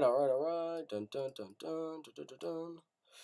All right, who's next? Vicente Luque, we're going to count him as number 10. I don't care. Vicente Luque, number 10. Who do we give to my boy Vicente Luque? I got an idea. I got 2 ideas for Vicente right now. I got 2 ideas for a potential Vicente Luque fight. All right. One idea for Vicente Luque. One of them is going to be Li Jingliang. Li Jingliang, a guy that went out there and knocked out a Muslim Salikov, knocked out Santiago Ponzinibbio, beat some guys on outside of the top 15, only lost to Neil Magny, as well as Hamzat Chimaev. Those are some legit guys. So I think Li Jingliang has a good shot of potentially putting his name in the hat for a Vicente Luque fight, co-main event of a fight night again. I would pay to see that. I'd love to see that fight. That's one of them. Another one of them is just sorry Luque. Sorry, bud. We're gonna actually put you outside of the top 15 against Kevin Holland. And that's what I'm thinking. I'm thinking Kevin Holland, Vicente Luque, or Li Jingliang, Vicente Luque. I can't decide on which one. He's beaten Michael Chiesa. He's not going to fight Shavkat. They're right next to each other. Not Michelle. Maybe Li Jingliang. I don't know. But I want to give this shot. There it is. Never mind. We're giving Li Jingliang the shot. We're doing Li Jingliang. I thought about it for a second. We're doing the leech right here. For sure. We're doing the leech. Yep. Yes, indeed. Yes, of course. All right. Shavkat, we're just going to copy you, paste you, do the flipperoozy, Shavkat, Manov, number 11, and then number 12 is who? Michael Chiesa. I don't know what to do with freaking Chiesa, man. Chiesa lost to Vicente Luque, which now isn't really the best look, to be honest with you. He got submitted by Luque. But he did beat Neil Magny dominantly. And then he lost to Brady and Luque. Also beat RDA. He beat Diego Sanchez, Carlos Condit, and all those guys as well. So I don't know. What the heck do you do with Michael Chiesa? Michael Chiesa, number 12. Do you give him an unranked guy? Do you give Michael Chiesa an unranked guy at this point? He beat Neil Magny, but he's losing to Luque What was the other fight? Sean Brady. I think you got to give him someone outside the top 15. D-Rod, maybe. He deserves a top 15 fight. No doubt about it. He deserves a top 15 fight. For sure. Alex Morono also does. Alex Morono, maybe. He lost to Pettis and Chaos Williams, though. That's true. Chaos lost to Randy Brown, so Randy probably would deserve it more. This is tough. The winner of Trinaldo versus Brown, maybe? That's on October. August, September, October. You could do the winner of Randy Brown in that one, but he's already lost to Vicente Luque and Nico Price. Kind of want to do D-Rod, to be honest. Kind of want to do D-Rod. Nah. We're gonna do Trailblazer. We're gonna do Trailblazer Holland here. We're gonna do Kevin Holland on this one, all right? Kevin Holland for Michael Chiesa. I think he's good enough. I mean, he was a top 15 in the middleweight division, obviously. So why can't he be in the top 15 of the welterweight division as well? Let's do it. Let's find Kevin Holland. We'll put him versus Chiesa. Kevin Holland. There's really no Kevin Holland here. Really? There we go. There we go. All right. Michael Chiesa. Boom. Kevin Holland. Boom. Good fight. Good fight. They both have shown good submission skills, wrestling and grappling. But I would like to see Kevin Holland defend the takedowns in the lower weight classes. Because he wasn't able to against Alex Oliveira. This is a winnable fight for Michael Chiesa and a good win for Kevin Holland to possibly get inside of the top 15. Now, after those guys, we got number 13. Who is who? Who's number 13? Neil Magny. This is where I'm just going to put D-Rod. Daniel Rodriguez for Neil Magny. Neil Magny. Neil Magny's willing to fight anyone. Like, this dude fought freaking Shavkat Rakhmonov. That's crazy. Neil Magny at, what is he, number 13? Number 13. So we're going to do Neil Magny and Daniel Rodriguez. D-Rod deserves the damn top 15 fight by now. Daniel Rodriguez deserves it by now. For sure. For sure. All right, let's get it up to like there. Let's go to athletes. Daniel Rodriguez. Dan Argueta. Daniel Perez. Daniel Bobish. Daniel Cormier. Literally nobody but the one guy I'm looking for. The one guy I'm looking for. Daniel Rodriguez. Just put him here. Piera? Why are you putting girls? Why? There he is. Jesus. UFC website is so ass. It is so bad. Oi. But yeah, D-Rod versus Neil Magny. That's the one I want to see. That's the one I want to see there. Alright. Is that? No, that's not even the same level. Bink. Bink, bink. Alright. That's what I want to see. Neil Magny versus Daniel Rodriguez. Daniel will just be, whatever, Preston Parsons, Mike Perry, Kevin Lee right there pretty nicely. I think he beat Dalby. I don't know what's up with the scorecards there. He beat Grant. He beat Gabe Green. I think he's undefeated in the UFC, to be honest. Like, he's been doing amazing inside the octagon. And yeah, give him Neil Magny. Neil, he has to go down in the rankings now, since he lost his last fight to Shavkat, and there's no one really like right below him that I give Neil Magny as of right now.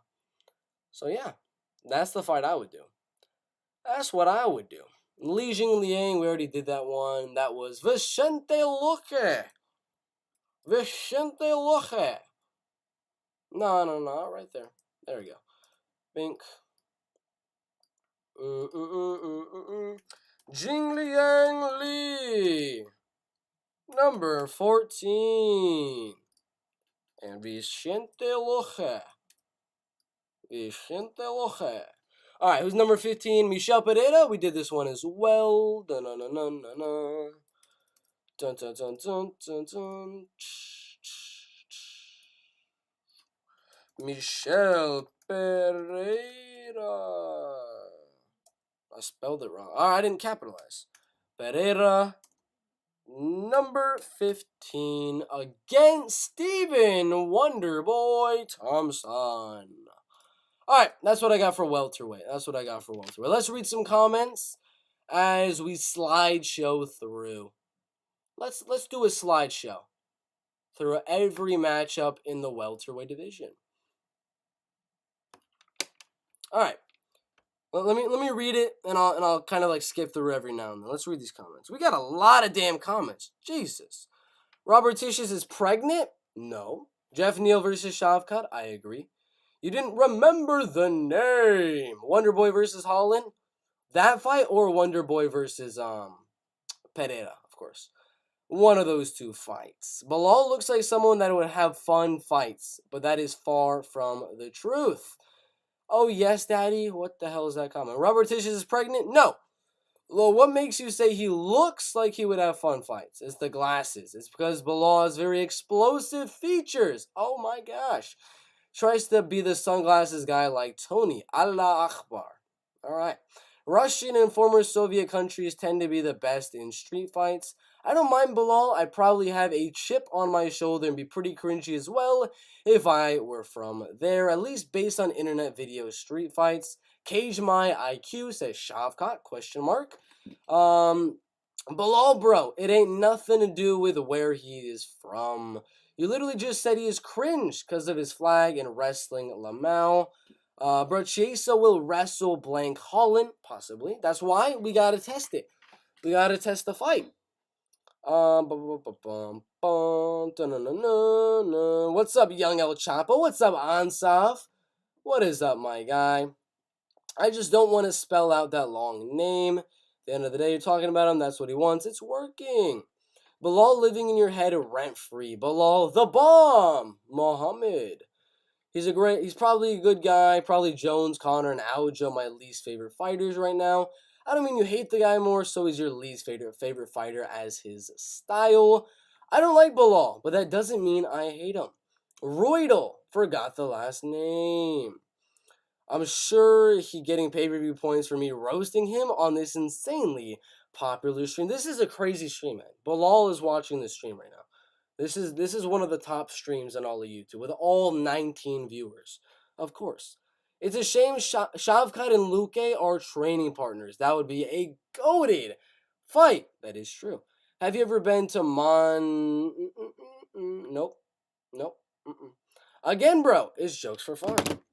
Alright, so we got Usman. Sorry, we're going to go to the beginning. Let's go all the way to the top.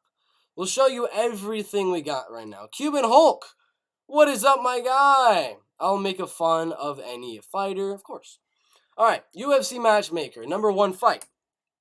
Francis Ngannou, champion, versus winner of Miocic versus Jones. Miocic versus Jones is for the interim heavyweight belt. Cyril Gane versus Tai Tuivasa. That's already set. Stipe versus John Jones, UFC 282. Is it 281 or 282? I think it's 282. 282, Stipe versus Jones for the interim belt in the main event. Tuivasa versus Cyril Gane. Winner of Gane versus Tuivasa versus Curtis Blades. Sergey Pavlovich versus loser of Gane Tuivasa. Tom Aspinall versus loser of Miocic versus Jones. Derek Lewis, Alexander Volkov 2. We get the rematch finally. Jairzinho Rozenstruik versus Sergey Spivak. Chris Dawkins versus the winner of Shamil Abdurrahimov and Jailton Almeida, if Jailton Almeida is the one that wins. Marcin Tybura, Alexander Romanov, Sergey and Jairzinho. We already did that one. Shamil versus Jailton Almeida. And Blagoy Ivanov and Juan Espino. That's my matchmaking for the heavyweight division. For light heavyweight, we got Yuri Prochazka, Glover Teixeira, most likely happening at UFC 283 or 282. 282, probably the co-main events for Jones versus Stipe. It's going to be a good fight. Jan Blachowicz versus Magomed Ankalaev. Got to be 5 rounds of a UFC fight night. Winner gets the winner of this fight right here.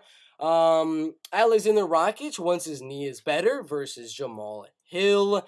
Anthony Smith versus Dominic Reyes. I think that's a good fight for Dominic Reyes to come back in, to get right back into the top 5. Anthony Smith needs a win over someone outside of the top 5. Reyes would be a good choice. Jamal Hill, Alexander Rakic. This fight's already set to happen. Volkan Oezdemir versus Nikita Krylov. Thiago Santos versus Dustin Jacoby. Jacoby has a fight with Khalil Roundtree already set. I think he wins, and I think they do Thiago Santos for a co-main event of a fight night, or they just put this one on a main card pay-per-view. Paul Craig, Ryan Spann, I really like this fight as well. Nikita versus Volkan, that one as well. Johnny Walker versus Iwan Kutelaba, we already said that one. And then Jimmy Crute, Nicole Negamarianu. That's what I got for the light heavyweight division. For middleweight, we got Israel Adesanya versus Alex Pereira at UFC 281. We got Robert Whittaker, Marvin Vettori at UFC France. We got Jerry Cannonier and Sean Strickland, I believe, in October in a UFC Fight Night main event. Already said that one. Derek Brunson and Andre Muniz, main event of a UFC Fight Night, 5 rounds. Pereira versus Adesanya, of course. This one's already set. Paulo Costa versus Luke Rockhold. Strickland versus Cannonier. We set this fight up again for the second time. Jack Hermanson versus Darren Till. Of course, Muniz versus Brunson. Gastelum versus Duplessis. This fight did get canceled. Duplessis instead ended up fighting Brad Tavares. He won the fight in a very good fashion, and I think they make this fight after that one. Muniz fight, really good. Uriah Hall, number 12, he retired, so I don't know what to do with him. Nasruddin Imavov already has his fight set for Joaquin Buckley. Duplessis versus Gastelum. And then this one, you might be wondering, what the heck does this mean? What is this? Like, you might not be able to see it. We're gonna exit out of it a little bit here. Let's go out. See if we can escape. So right here, you can see for Brad Tavares, you can see Bruno Silva right here, Gerald Mershart, and Chris Curtis. You might be wondering, what in the world is this? What in the human world is that? What is this fight? Well, what is 3 people doing for Brad Tavares' next opponent? Well, I think most likely Bruno Silva, Gerald Mershart, the winner of that fight, which I think is going to be Bruno Silva. I don't think he immediately gets a top 15 fight, but he did have a close fight with Alex Pereira. You have another guy that had a close fight with a top 10 middleweight in Chris Curtis. Winner of that one gets number 15, Brad Tavares. So I think Bruno Silva versus, of course, Chris Curtis. Winner fights Brad Tavares. And let's go back to the slideshow. Then we go on to the welterweight division. Usman versus Edwards, already official for UFC, 278? Sorry about that. Colby versus the loser of Usman versus Edwards. I think that's going to be Edwards. They're not going to do a Usman trilogy. They're not going to do Colby versus Hamzat. If Usman wins, they're going to do Hamzat versus Usman. And then they just, in my opinion, do Colby versus Leon at that point in time. Leon versus Usman, of course. Hamzat versus the winner of Usman versus Edwards, if the winner is Usman. If the winner is Edwards, obviously we're going to do the trilogy of Usman versus Edwards. We got Gilbert Burns versus Jorge Masvidal. Bilal versus Brady. Again, this fight's already scheduled. Stephen Wonderboy Thompson versus Michel Pereira. Sean Brady, Bilal, Jeff Neal, and Shavkat Rakhmonov. Masvidal, Gilbert Burns, Vicente Luque, and Jingli Yang Lee, Shavkat Jeff, and then Michael Chiesa and Kevin Holland, Neil Magny, Daniel Rodriguez, of course this fight, and then of course that fight as well. Yeah, that's pretty much it for welterweights. What do we do? Welterweight, middleweight, light heavyweight, and then heavyweight. So now we go on to the lightweight division. Charles do Bronx Oliveira. Do Bronx. Alright. Let's read some comments before we get into lightweight. Let's read some comments before that. Move the face cam we can't see. That is true. That is factual. You can't see what I'm typing in here? Oh yeah, you can't. That is true. All right, we'll move it to this side. Bink, bada bunk, bada bink. Can you see it when I'm doing the full screen? I would think so. I would think so. All right, let's see. So we got Oliveira right here versus obviously Islam Makhachev. A few of these ones are going to be easy because they already have fight announcements or they're about to be announced, like Chandler versus Poirier and things like that. Charles Oliveira. Oops. Oliveira, number 1. Who's number 2? Is number 2 Poirier? I thought so, right? Number 2 is probably Dustin Poirier. Dustin Poirier, number 2. Where is he at? Dustin Poirier. Come on. Come on. There we go. Dustin. Go out. Michael Chandler. Yup. Michael Chandler. Let's get him in there. There we go. All right. Let's get these easy ones out of the way. All right. Chandler versus Poirier. Number 3 contender is gonna be Justin Gaethje. This one's a good one. I love this fight. I've been talking about this fight for a while now. Justin Gaethje versus, who's it gonna be? Who is it going to be? Justin Gaethje, number 3, versus Rafael Fiziev. I love this fight. I really, really do love this fight. Rafael Fiziev versus Justin Gaethje. It's a really good fight. I like it. I like it a lot.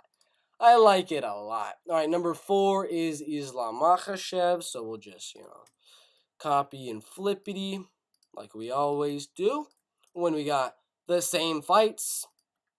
Islam Makhachev, number 4. All right, who's number 5? Michael Chandler. We got the same one again. Michael Chandler. Dustin Poirier. Michael Chandler, number 5. All right, number 6 is Beneil Dariush. We have this fight as well for UFC 280 Abu Dhabi. Mateusz Gamrot and Beneil Dariush. Winner of this fight could get a title fight. Very possible. I can see it. I can definitely see it. All right, Beneil Dariush, number 6. Number 7 is who? Rafael Fiziev. We already have this one. Where was it? It was up here. Rafael Fiziev, number 7. Whoops. Rafael Fiziev, number 7. Number 8. Who's number 8? Rafael dos Anjos. This is a good one. All right, Rafael dos Anjos. This is a hard one. We have a few guys I can give Rafael dos Anjos. There's a few of them. This is one I need your guys' help on. Rafael dos Anjos. Is he number 8? Yeah, number 8. Who do we give Rafael dos Anjos to? I got a few ideas. Number 1, Arman Tsarukyan. Number 8 versus number 10. Good fight. Solid fight in the lightweight division. Winner, I don't know, gets a loser of Chandler Poirier. Something like that.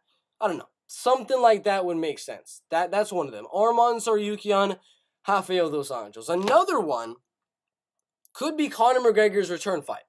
I'm going to be honest. Conor McGregor's return fight against Rafael dos Anjos makes some sense. Dos Anjos was unable to take down Fiziev. If McGregor's able to work on his takedown defense a little bit, he can knock out Dos Anjos. Dos Anjos got rocked a lot against Rafael Fiziev. It'd be a good highlight reel level fight for Conor McGregor. I definitely do think that would be good. But there's also Tony Ferguson, Dan Hooker, and things like that. So I don't know. I'm not too sure about McGregor. We're going to do Arman Tsarukyan instead. But I don't know. What do y'all think? Arman or McGregor or someone else for Dos Anjos. Before we put anything down, I need your guys' help. What do y'all think? What do y'all think? Guru is goated. I join every day. See you there. Thoughts on Terrence McKinney, Atman Zaitar would be a banger, but I'd rather see McKinney fight a veteran like Jim Miller or Bobby Green. Like he called out. This is the new Mike Hawk. I'm dead. Who? Who is Anderley or however you say that one? Who's the new Mike Hawk? Must be very politically correct jokes. I don't care about any jokes, man. Right here. OG Mike Hawk 2.0. Never mentioned my leg day one time, but oh well. Why are y'all talking about leg day right now? Very interesting. Fatty the Paddy. Pimplet. I said it wrong. I don't care. I really don't care, lads. I don't care. Khabib the Can Crusher fake goats. Interesting. Yeah, we'll go Arman Saryukian for this one. Arman Saryukian.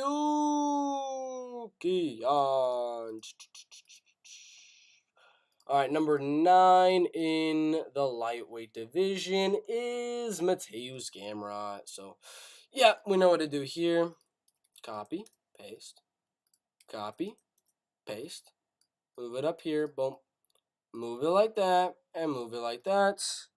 Mateusz Gamrot, number 9. Who's at number 10? Who is at number 10? Arman Saryukian. Arman Saryukian, number 10. And then copy and paste and move. And copy and paste and move. All right, number 11, Tony Ferguson. There we go. There we go. We got a good one here. We got a good one right here. Tony Ferguson. All right, let's put Tony here. And we know who I'm going to put. We know who I'm going to put. It's not going to be McGregor. It's not going to be McGregor's comeback fight. But instead, it could be. Ferguson could be the McGregor comeback fight. But before then, let's have these guys fight out. Who's going to be McGregor's comeback fight? One of these two guys is going to be it. Let's see the winner of this one fights McGregor. Tony Ferguson, number 11. Let's do it. Ferguson versus Dan Hooker. Then we got Conor McGregor. Conor McGregor. Conor McGregor, number 12. We got on the wrong one. Oh, we do. All right, let's move that up. Conor McGregor. All right. Move him right here. There we go. Boom. That just happened. Oh, it's moving the thing. All right, so Conor versus the winner of Dan Hooker, Tony Ferguson. Copy, paste, copy, paste. We'll slow that down a little bit.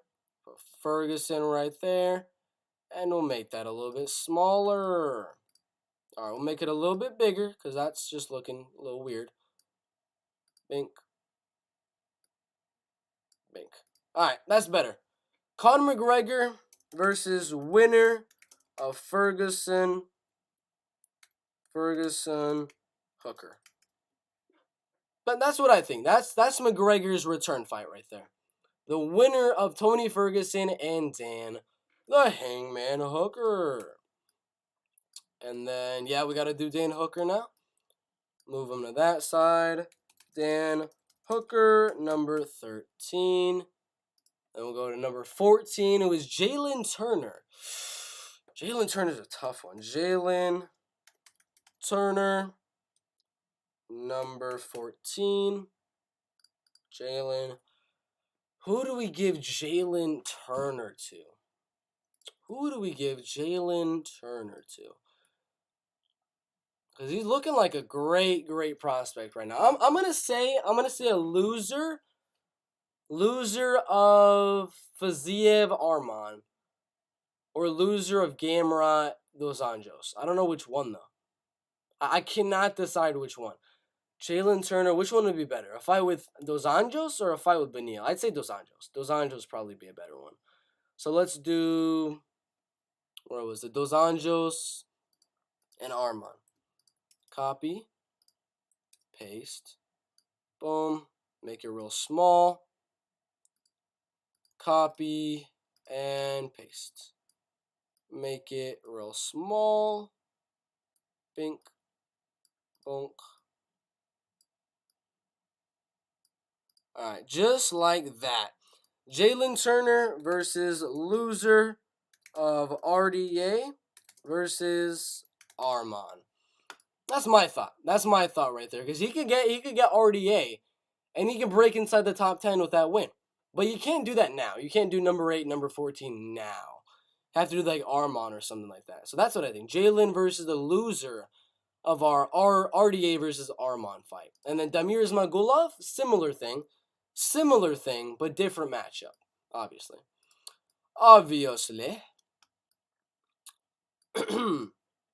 Damir Ismagulov, number 15. We're going to do Damir versus the loser of this one right here. Gamrot versus Benil. That's what we're going to do. Gamrot versus Benil.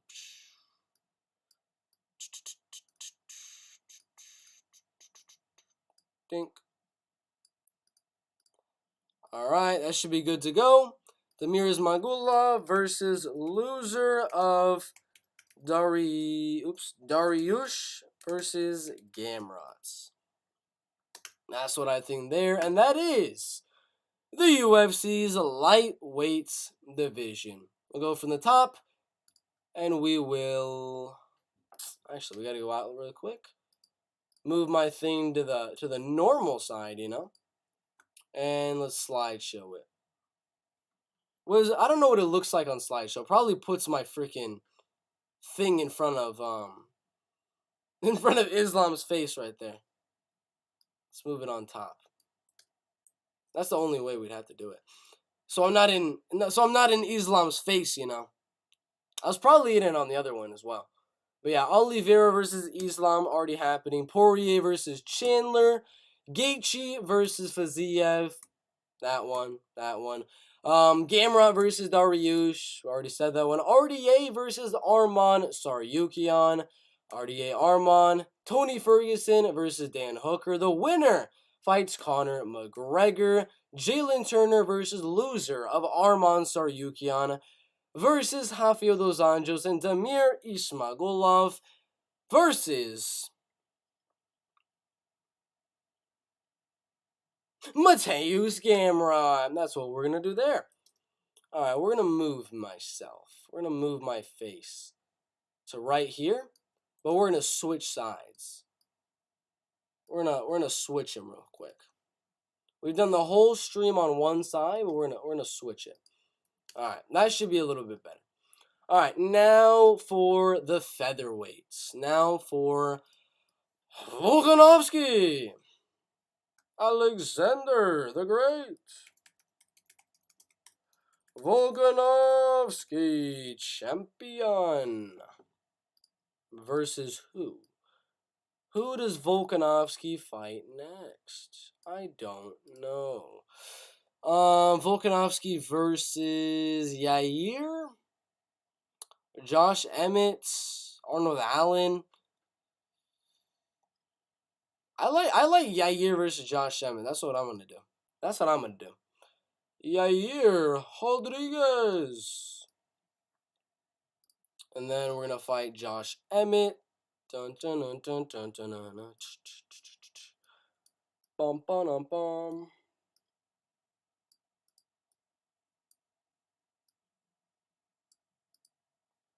Yeah, that's what I think. Volkanovski versus winner of Emmett versus Yair.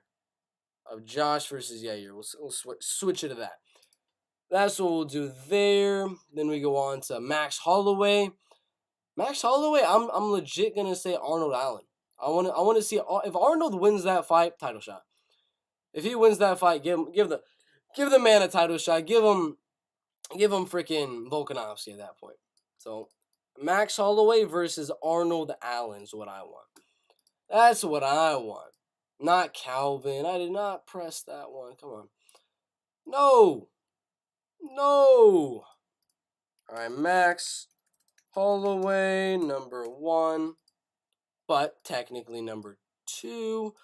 Alright, Arnold Allen. Bink. Bonk. That's what we're going to do. Number 2. Number 2 is who? Who's number 2 in the division? It is Yair. We already had these guys. Alright, Yair versus Emmett.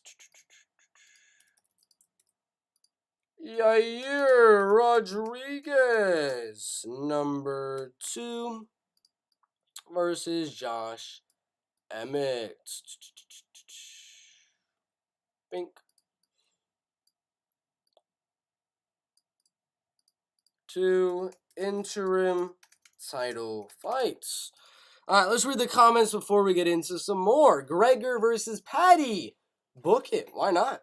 Why not? That's not too bad of a fight. That's not too bad of a fight right there. Crying Bert, my bad for the comments. Your comments are crazy today. Y'all got some weird comments in there. I don't even know if I can read all this. Sugar is a bully. Jalen is a problem.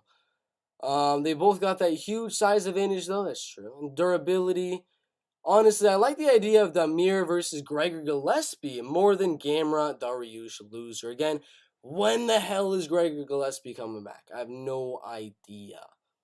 No clue. Gregor versus Patty makes some decent sense. That'd be a good fight. Burt based towards WMMA matchups, lol. Toodle Pip. Is Guru in my chat? Oh. Burt, want to meet your favorite champion, Carla, one day? No! No! He here, bro. He blocked you. Who? Who blocked who? Who are y'all talking about? Alright. Brian Ortega next. Brian Ortega, number 3.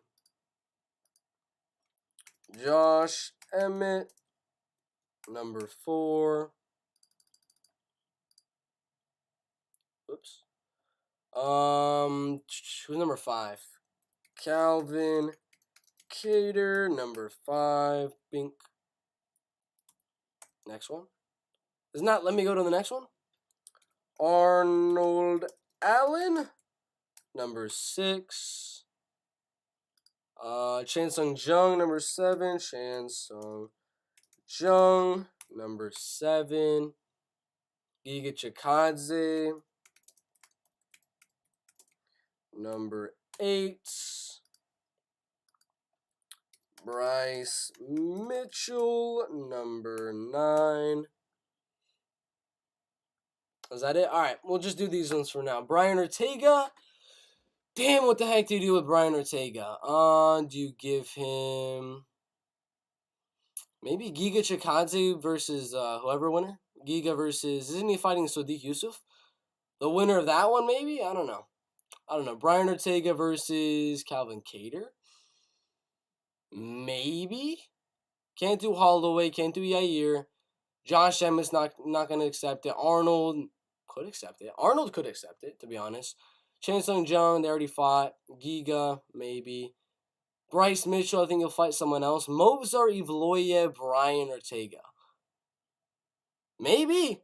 Brian Ortega versus Movsar Evloyev? It's possible. It's possible. I'm playing matchmaker. I'm playing what I want to happen. This is all what I would what I would like to happen and what I think should happen in the featherweight division. I'm gonna go freaking Movsar.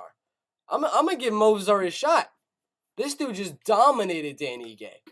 Dominated. Once Ortega's back from whatever shoulder injury, we're doing Movsar. All right, Josh Emmett. Let's find Josh. We already know who this is gonna be. It's going to be Josh Emmett and Yair Rodriguez for the interim title. Josh Emmett, and then we're going to go, boom, interim title fight. Calvin Cater. This is where I'm having trouble. What do you do with Calvin Cater? What do you do with Calvin Cater? I can say if Sodiq Yusuf beats Giga Chikadze, you can give that one. Yeah.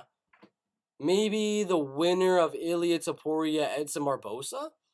They'll only be around like number 12 though.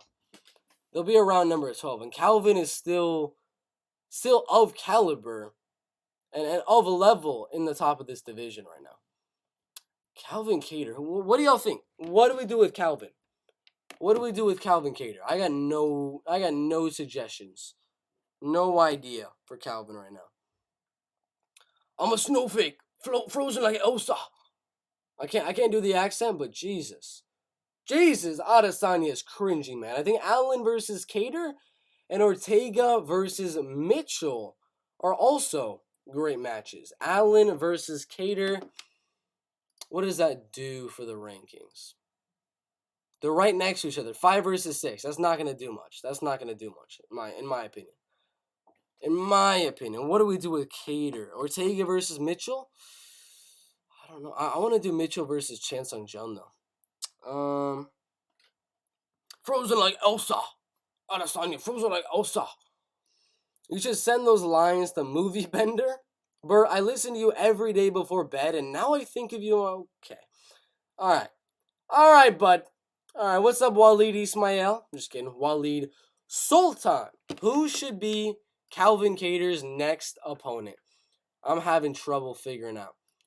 I'm having some trouble figuring out who it's going to be. Like, some big trouble. I got no clue. Zero clue. All right. Calvin Kattar versus who? No idea. No clue. All right. So Calvin. Well, what are the options for Calvin right now? What are the options in this featherweight division? He's already fought Yair Rodriguez. He already fought. He already fought Max Holloway. I mean, not gonna get a title fight. Yeah, probably not gonna get a Yair fight. Yair wants the title, or he wants Josh Emmett. Brian Ortega, I doubt Calvin's gonna get a step up and fight Brian Ortega. I don't think that's gonna happen. Arnold Allen's a possibility. I can see that happening. Chan Sung Jung is going down the rankings. He already fought Giga. You could do that, but I don't know. I can't think of it. Calvin up to 155? Maybe. See, Paolo fired him to hire his girlfriend. I did random. That was funny. That was funny to see. Damn, Calvin Kattar. I don't know. We might have to move some things around here. Let's figure out the rest of the division first. So I got Arnold Allen already scheduled to fight against Max Holloway. I'm gonna do that one. Bink. Arnold's versus Holloway. Do that one. Chan Sung Jung. We're gonna do Chan Sung Jung versus Bryce Mitchell. I do like the Twister versus Twister matchup. Indeed. So we'll do that one there. Boom. Copy. Paste. Bink. Bryce Mitchell. Bink. And copy. Paste. And move. So we're good there. Then we got Giga Chikadze. Giga already has a fight, right? Giga is fighting Sodiq Yusuf. Giga is fighting. I just did that again. Damn it. Calvin Bryan. He might be chilling for a year. Lamau might have just left. I don't know. Evloev versus winner of Youssef Giga. Nah, no way. No way they're going to give Evloev down in the rankings like that. No way. No way they do that. But yeah, Giga. Sodiq Yusuf. That's already an official fight. I mean, if Sodiq Yusuf wins, I guess. If Sodiq can beat Giga Chikadze, I see no problem in giving Sodiq to Calvin Kattar. I see no problem in that fight. None at all. Maybe, okay, I got it. That doesn't make sense either, though. Had to be a loser of one of these fights, man. If Yair loses to Volkanovski, he can do that one. You can do Yair versus him. If Arnold Allen loses to Holloway, you can do that. I don't know, man. I have no clue. I have zero idea. Best track, Dark and Sauce on YouTube. Calvin, I'm gonna have to go. I'm just gonna, let me see. I'm gonna paste Yair Rodriguez, small like that. And I'm also gonna paste Arnold Allen. I'm gonna paste both of these guys right here, okay? Move it up. Move it up. Boom.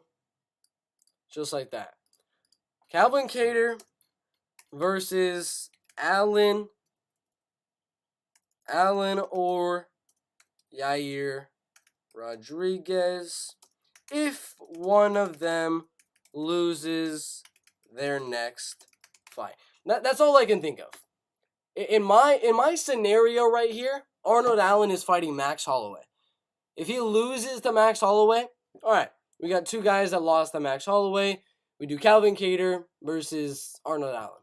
If Yair fights Josh Emmett and loses, they have two similar losses in Max Holloway and Josh Emmett. You do, of course, Calvin Kattar, Yair Rodriguez. Either one of those two matchups, just if one of these two guys loses, give them to Calvin Kattar. That's what I'm thinking there. All right, number 10. Who's number 10 in the rankings right now? Number 10 is Movsar Evloyev. I think we already did Movsar, right? Yeah, we wanted to do Movsar versus Brian Ortega. That's what I want to see. That's what I want to see, personally. Personally, I really like this fight. Movsar Evloyev, number 10, will go up and fight Brian Ortega, T-City. All right, good fight there as well. Who's number 11? Dan Ige. Oh, God, I don't know what to do with Dan. Dan has just been losing. Dan Ige, number 11. I don't know. What the hell do you do with Dan Ige, man? So Dan Ige, what do you do with him? He lost to Movsar Evloyev, Josh Emmett, and Chan Sung Jung, all in a row. Movsar, Chan Sung Jung, and Josh Emmett. Number 4, number 7, and number 10. All very legit opponents. But I'm going to say Dan Ige versus, let's go Ilia Topuria Barbosa winner. Ilia Topuria, Edson Barbosa winner, if it is Ilia Topuria. Because I do believe Dan Ige and Edson Barbosa have fought before. But then again, we can do a rematch. We can get a rematch going, you know. So Ilia Topuria will go out. Edson Barbosa. Dink. Edson Barbosa. And that is what I want. Dan Ige versus loser. Sorry about that. Versus winner. Winner of Topuria and Barbosa. That's what I would think. What else are we gonna do with Dan Ige? I don't think he deserves a guy outside of the top 15. To be honest with you, Dan Ige is not that bad of a fighter in the featherweight division to where he should be going out of the rankings. Because again, he's already beaten Edson Barbosa in the featherweight division rankings. He beat Aguilar. He beat was Mirsad Bektik. Had some close fights with Calvin Kattar right there. Beat Gavin Tucker and things like that. He beats all of these unranked guys and guys ranked below him. So let's give him another step up in a come up fighter like Ilia Topuria, who I think will win that fight with Edson Barbosa. After Edson, yeah, we got Sodiq. So it's really just the one right here. Sodiq Yusuf. Ngiga Chikadze. Boink. Sadiq Yusuf. Number 12. Alright. Number 13, Edson Barbosa. We already got this one. It's just these two. Edson Barbosa. Barbosa, number 13.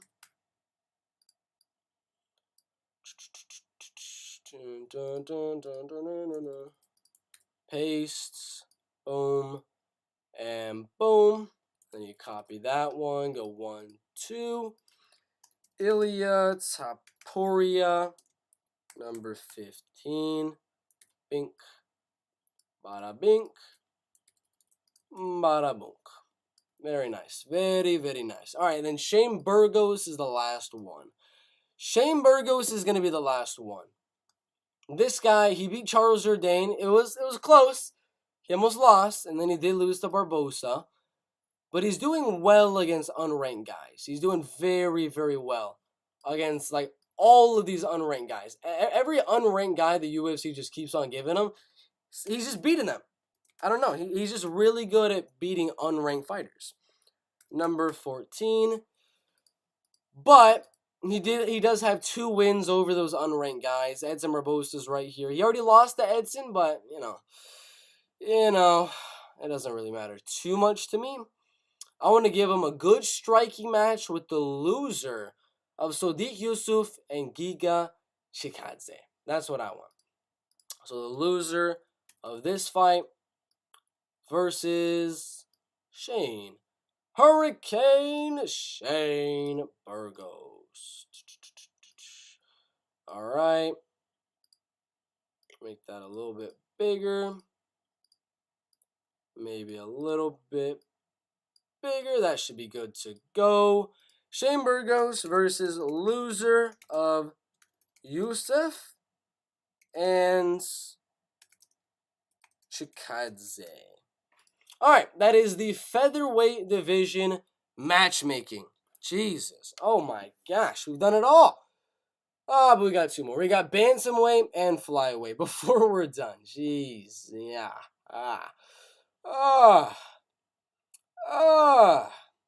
Yo, Bert, keep doing your thing out, brother. Thank you, Walid Ismail. Thoughts on Izzy telling Kai he was dominating in the fight with Moreno to console him? He froze Brandon Moreno like Elsa. I don't know. I'm not too sure, man. It's a little whiffy there, bub. A little whiffy there.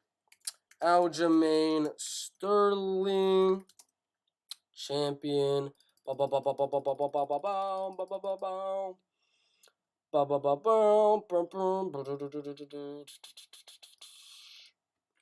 Peter Yan, number 1. Was number 2. TJ Dillashaw, number 2. Jose Aldo, number 3. Corey Sanhagen, number 4. All right, it's going to take a while. Marlon Vera, number 5. Number 5. Merab Dvalishvili, number 6. Almost in that top 15. Rob Fonts, number 7. Dominic Cruz, number 8. Pedro Munoz, number 9. Song Yadong. I spelled it wrong. One more G. Number 10. Who's 11? Ricky Simone is. Wow. Ricky Simone, number 11. Frankie Edgar. Wow. Frankie Edgar, number 12. I don't know what the hell to do with Frankie right now. Sean O'Malley, number 13. Jesus. Umar Nurmagomedov, number 14. We didn't even type that whole time. Umar Nurmagomedov, number 14. And last but not least, Jack Shore, number 15. All right, let's go to the top. Aljamain Sterling, we already know. We already know a few of these ones. They're pretty easy at the beginning here. pretty easy at the beginning. You think Blood Diamond will be cut now? Yeah, he'll be cut. He's got to be cut from the UFC. Losing to Orion Kosi? Yeah. Let's get him out of the UFC there. Let's get him out of there, all right? Please. Thank you. Thank you.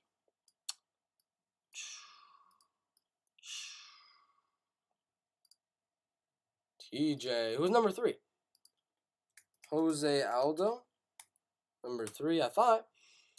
I don't know why he wasn't on there. All right. So Aljo.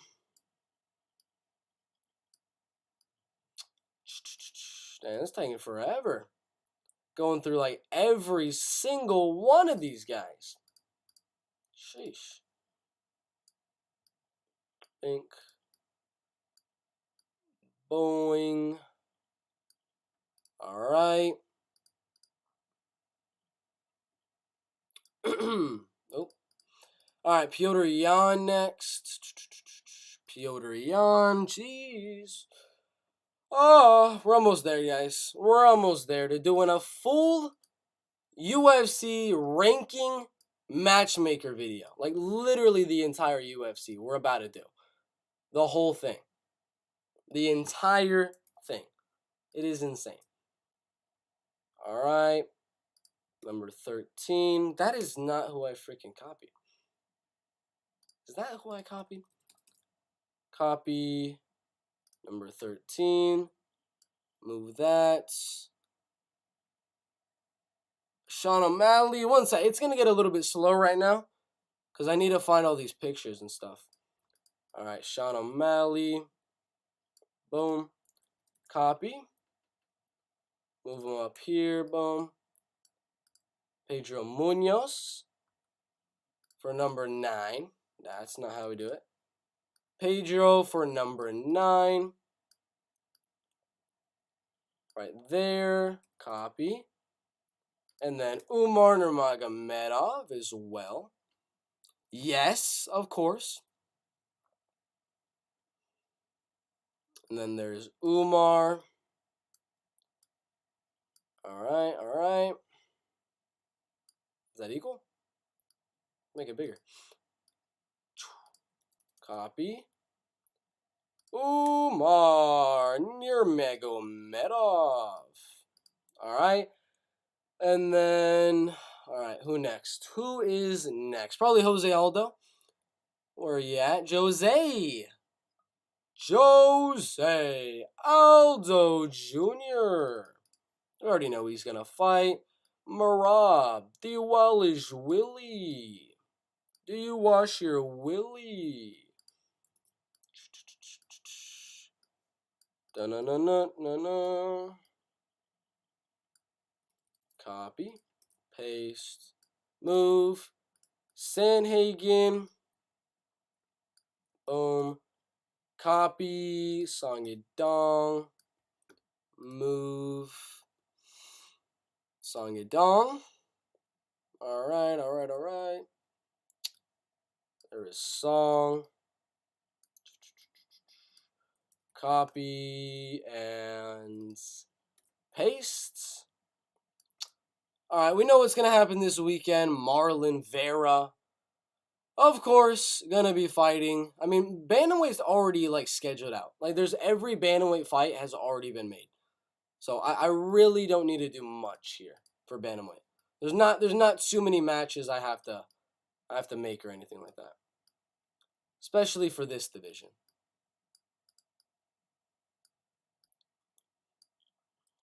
Copy. 8. Move it. Copy and paste and move. Rob Font. Okay, this one has one. Rob Font. Yeah, he doesn't have an opponent yet. Yeah, just got destroyed by Marlon Chito Vera. I don't know, who would we give Rob Font to at this point? Who do we give Rob Font to in the rankings? He's number 7, right? He's number 7, Cruz, Munoz, Yadong, Simone, O'Malley, Umar. Do we do Ricky Simone? Most of the guys in the top 10 are already scheduled. Ricky's Ricky said, I saw an interview or something. He said he has a fight scheduled. The only guy really available is Ricky. So I'm going to do that one. Ricky Simone or Rob Font. I think they fought before, so this might be I think this is a rematch from a while back ago. Let's see when they first fight. Yeah, Rob Font won a very close decision. So let's do a rematch. Let's go rematch time here. Copy Ricky Simone, pastes, copy, pastes, and move. All right, so we've done the top 10. We got Frankie Edgar left and Jack Shore. Frankie Edgar and Jack Shore. We do got Jack Shore there. So I guess we can use him. Boink. But what do we do with Frankie Edgar right now? Like I have no idea what we do with Frankie. He's looking for a retirement fight. That I do know. That I do know for Frankie Edgar. So I think that's what they're going to do. That's what I'm going to put is going to be Dominic Reyes versus Frankie Edgar. That's what I think is going to happen. Frankie Edgar versus loser of Cheeto versus Cruz. And yeah, I think that's going to be Dominic Reyes, and I think that's going to be the retirement fight, probably at whatever, UFC 281, UFC 282, probably New York, I'm guessing, most likely. Jack Shore, last but not least, probably going to go against an unranked guy. I don't know who, though. No idea who he's going to fight. Because he's coming off a loss to freaking Ricky Simone, number 11 in the UFC rankings. Said Nurmagomedov's there, Adrian Yanez, Umar, Victor Henry, Ronnie Yaya, Saidyoku Kakramanov, maybe. Mario Batista. I don't know who to give Jack Shore. You can't give someone that's going to really just ruin the hype of Jack Shore. It's got to be a good enough guy that either they can overpower and they can actually build their own hype train off the name of Jack Shore, or a guy to get Jack Shore back in the win column. And I'm thinking about a guy to get Jack Shore back in the win column. Because Adrian Yanez, I think, is probably going to fight like a loser of one of these fights. Probably like a loser of Munoz, Umar. Probably going to fight Umar or something like that. But would Jack Shore do that? I don't know. I don't know if they do Jack Shore, Adrian Yanez. Said Nurmagomedov, I can see that. I can see Jack Shore, Said. I guess that's what we're gonna have to do. I don't know. I can't think of really anyone else for Jack Shore at this point in time. I'll go Said. Let's go athletes. All athletes. Said Nurmagomedov. Said. Alright, there he is. View profile. Jack Shore. And Said Nurmagomedov. Alright, we are done with the bantamweight division. On to the flyweights. And then we're going to be done. Alright, so flyweight time, baby. Flyweight time. We got Davison Figueiredo. Davison Figueiredo. Champion. Alright. Brandon Moreno. IC interim champion. Let's see. Alexandre Pantoja. Number 2. Gotta make a buttload of more tabs. Alexandre Pantoja. Number 2. Who's number 3? Kai Kara France. Number 3. Move that up. Askarov, number 4. Brandon Royval, number 5.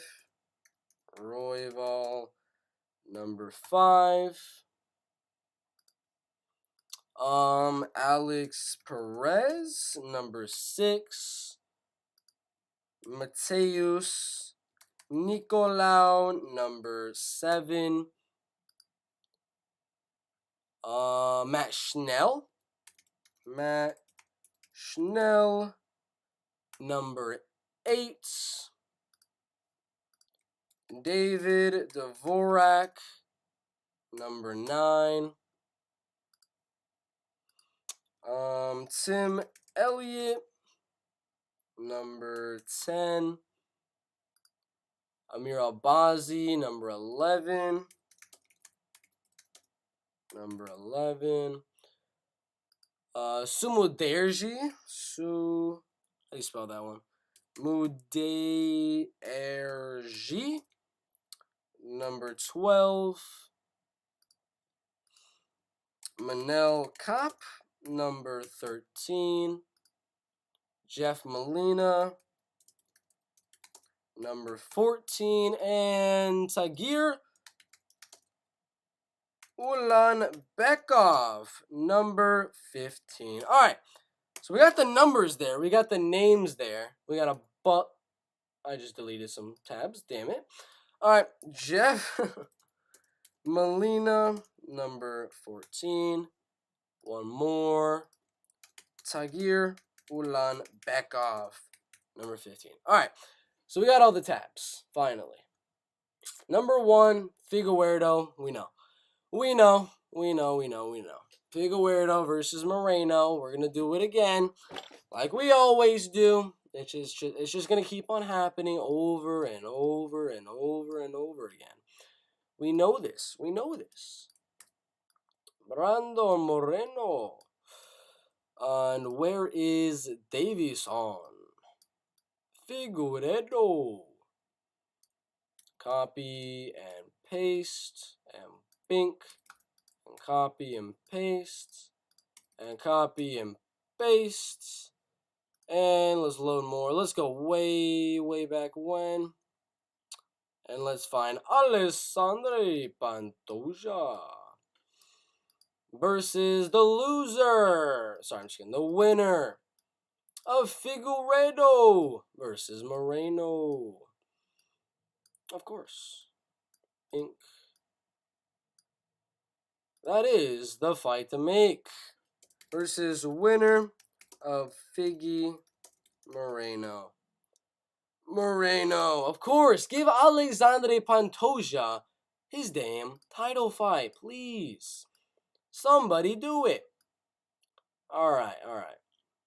So Kai Kara France. What in the world do we do with Kai right now? What do we do with Kai? So Kai's number 3. He beat Askar Askarov, right? I say loser of Figueiredo Moreno. That's what I would say, but I don't know. Or do you do Askarov versus the winner of Royval Askarov? I don't know. I'm not 100% too sure what to do here. Maybe the winner of Nicolau versus Schnell. I'm going to go loser at this fight. Let's go loser. Pink. Copy and paste. Versus loser of Figgy and Moreno. Askar Askarov, he already has his fight, so we're good to go there. Askar Askarov, I believe he's fighting Brandon Royval. Let's find him. Alright. Brandon Royval.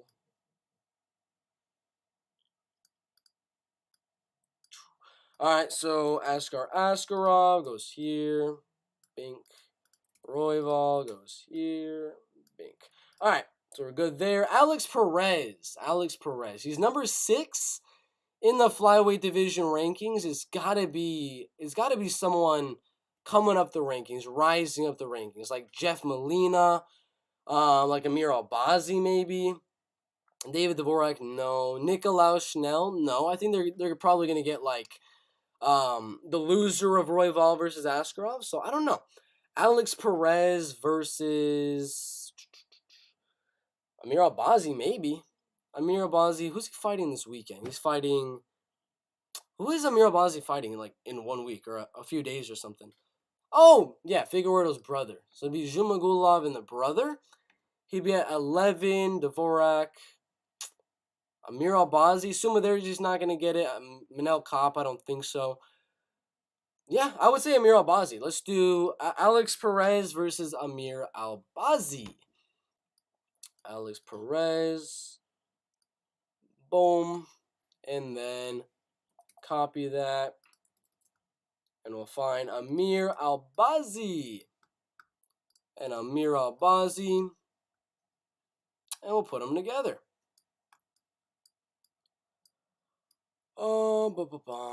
Copy and paste. All right, number 7, Mateusz Nicolau. Yeah, I think these guys already had their fight scheduled.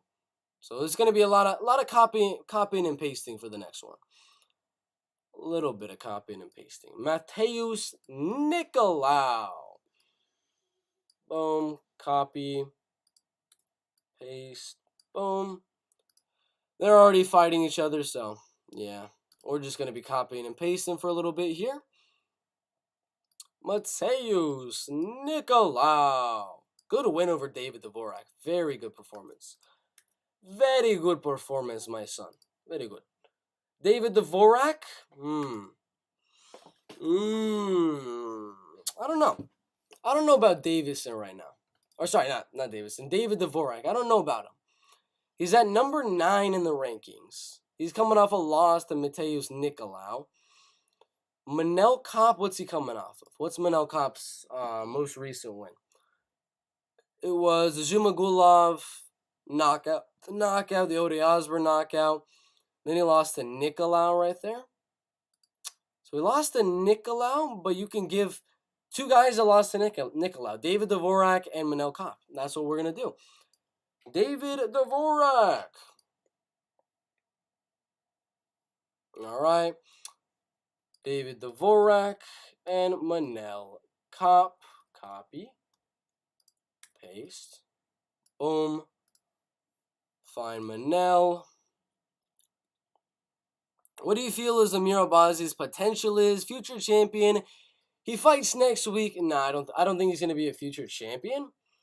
But I do see him right now in the flyweight division. I think, let me move this really quick, because I see him fighting Alex Perez. I think he beats Alex Perez, but once he gets into that top 5 area, Askar Askarov, Brandon Royval, all of those guys, I think at best he fights someone in the top 5, but I think he loses the most inside of that top 5. I think he can beat Alex Perez though. That's a good matchup for him. Tim Elliott, that's a tough one. Who does Tim fight? Because he's coming off a win over freaking Tagir Ulanbekov in his last fight. So he kind of deserves a step up in competition if you think about it. But who would it be against? Because we already kind of scheduled a lot of the people up front on the rankings. He's fought Mateusz Nicolau. He could do the loser of Matt Schnell and Nicolau. Or he could do Alex Perez. I don't know. Tim Elliott versus Matt Schnell sounds like a fun fight. That'd be a rematch as well.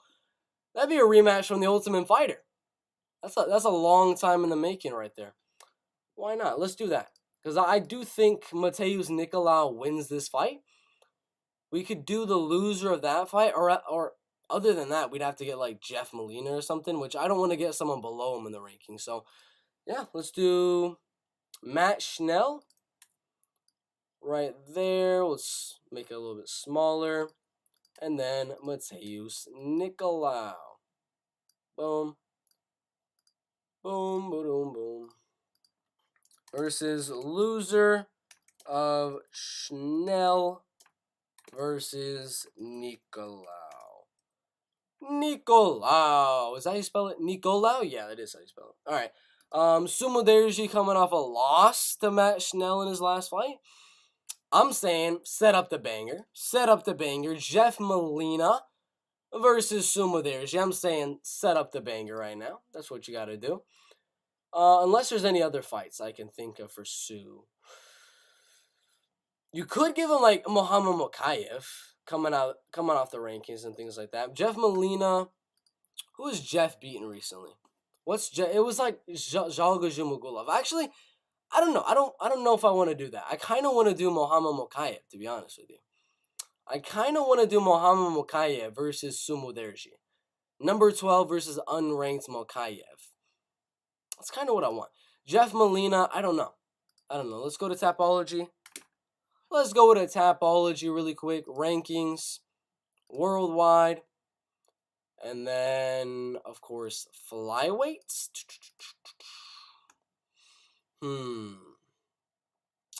Huh. Yeah, I would say Muhammad Mokayev versus the Tibetan Eagle.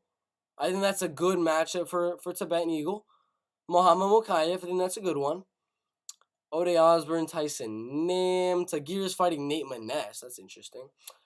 Jeff Molina versus who? Alan Nascimento, maybe? Weren't they supposed to fight? They did fight. Tagir beat him. A really close decision. That is true as well. Oh, Tatsuro Taira. Tatsuro Taira, maybe? Nah, we can't give Tagir an unranked guy yet. We can't give Tagir an unranked guy. So we're going to give him a loser of... We're going to give him the loser of...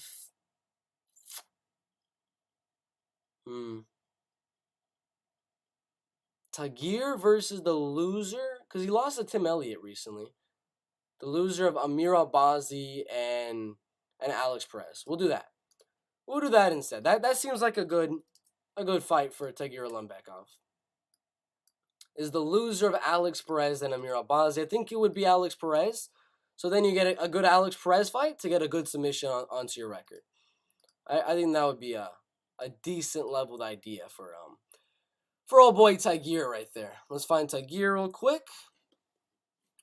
Tagir Ulanbekov.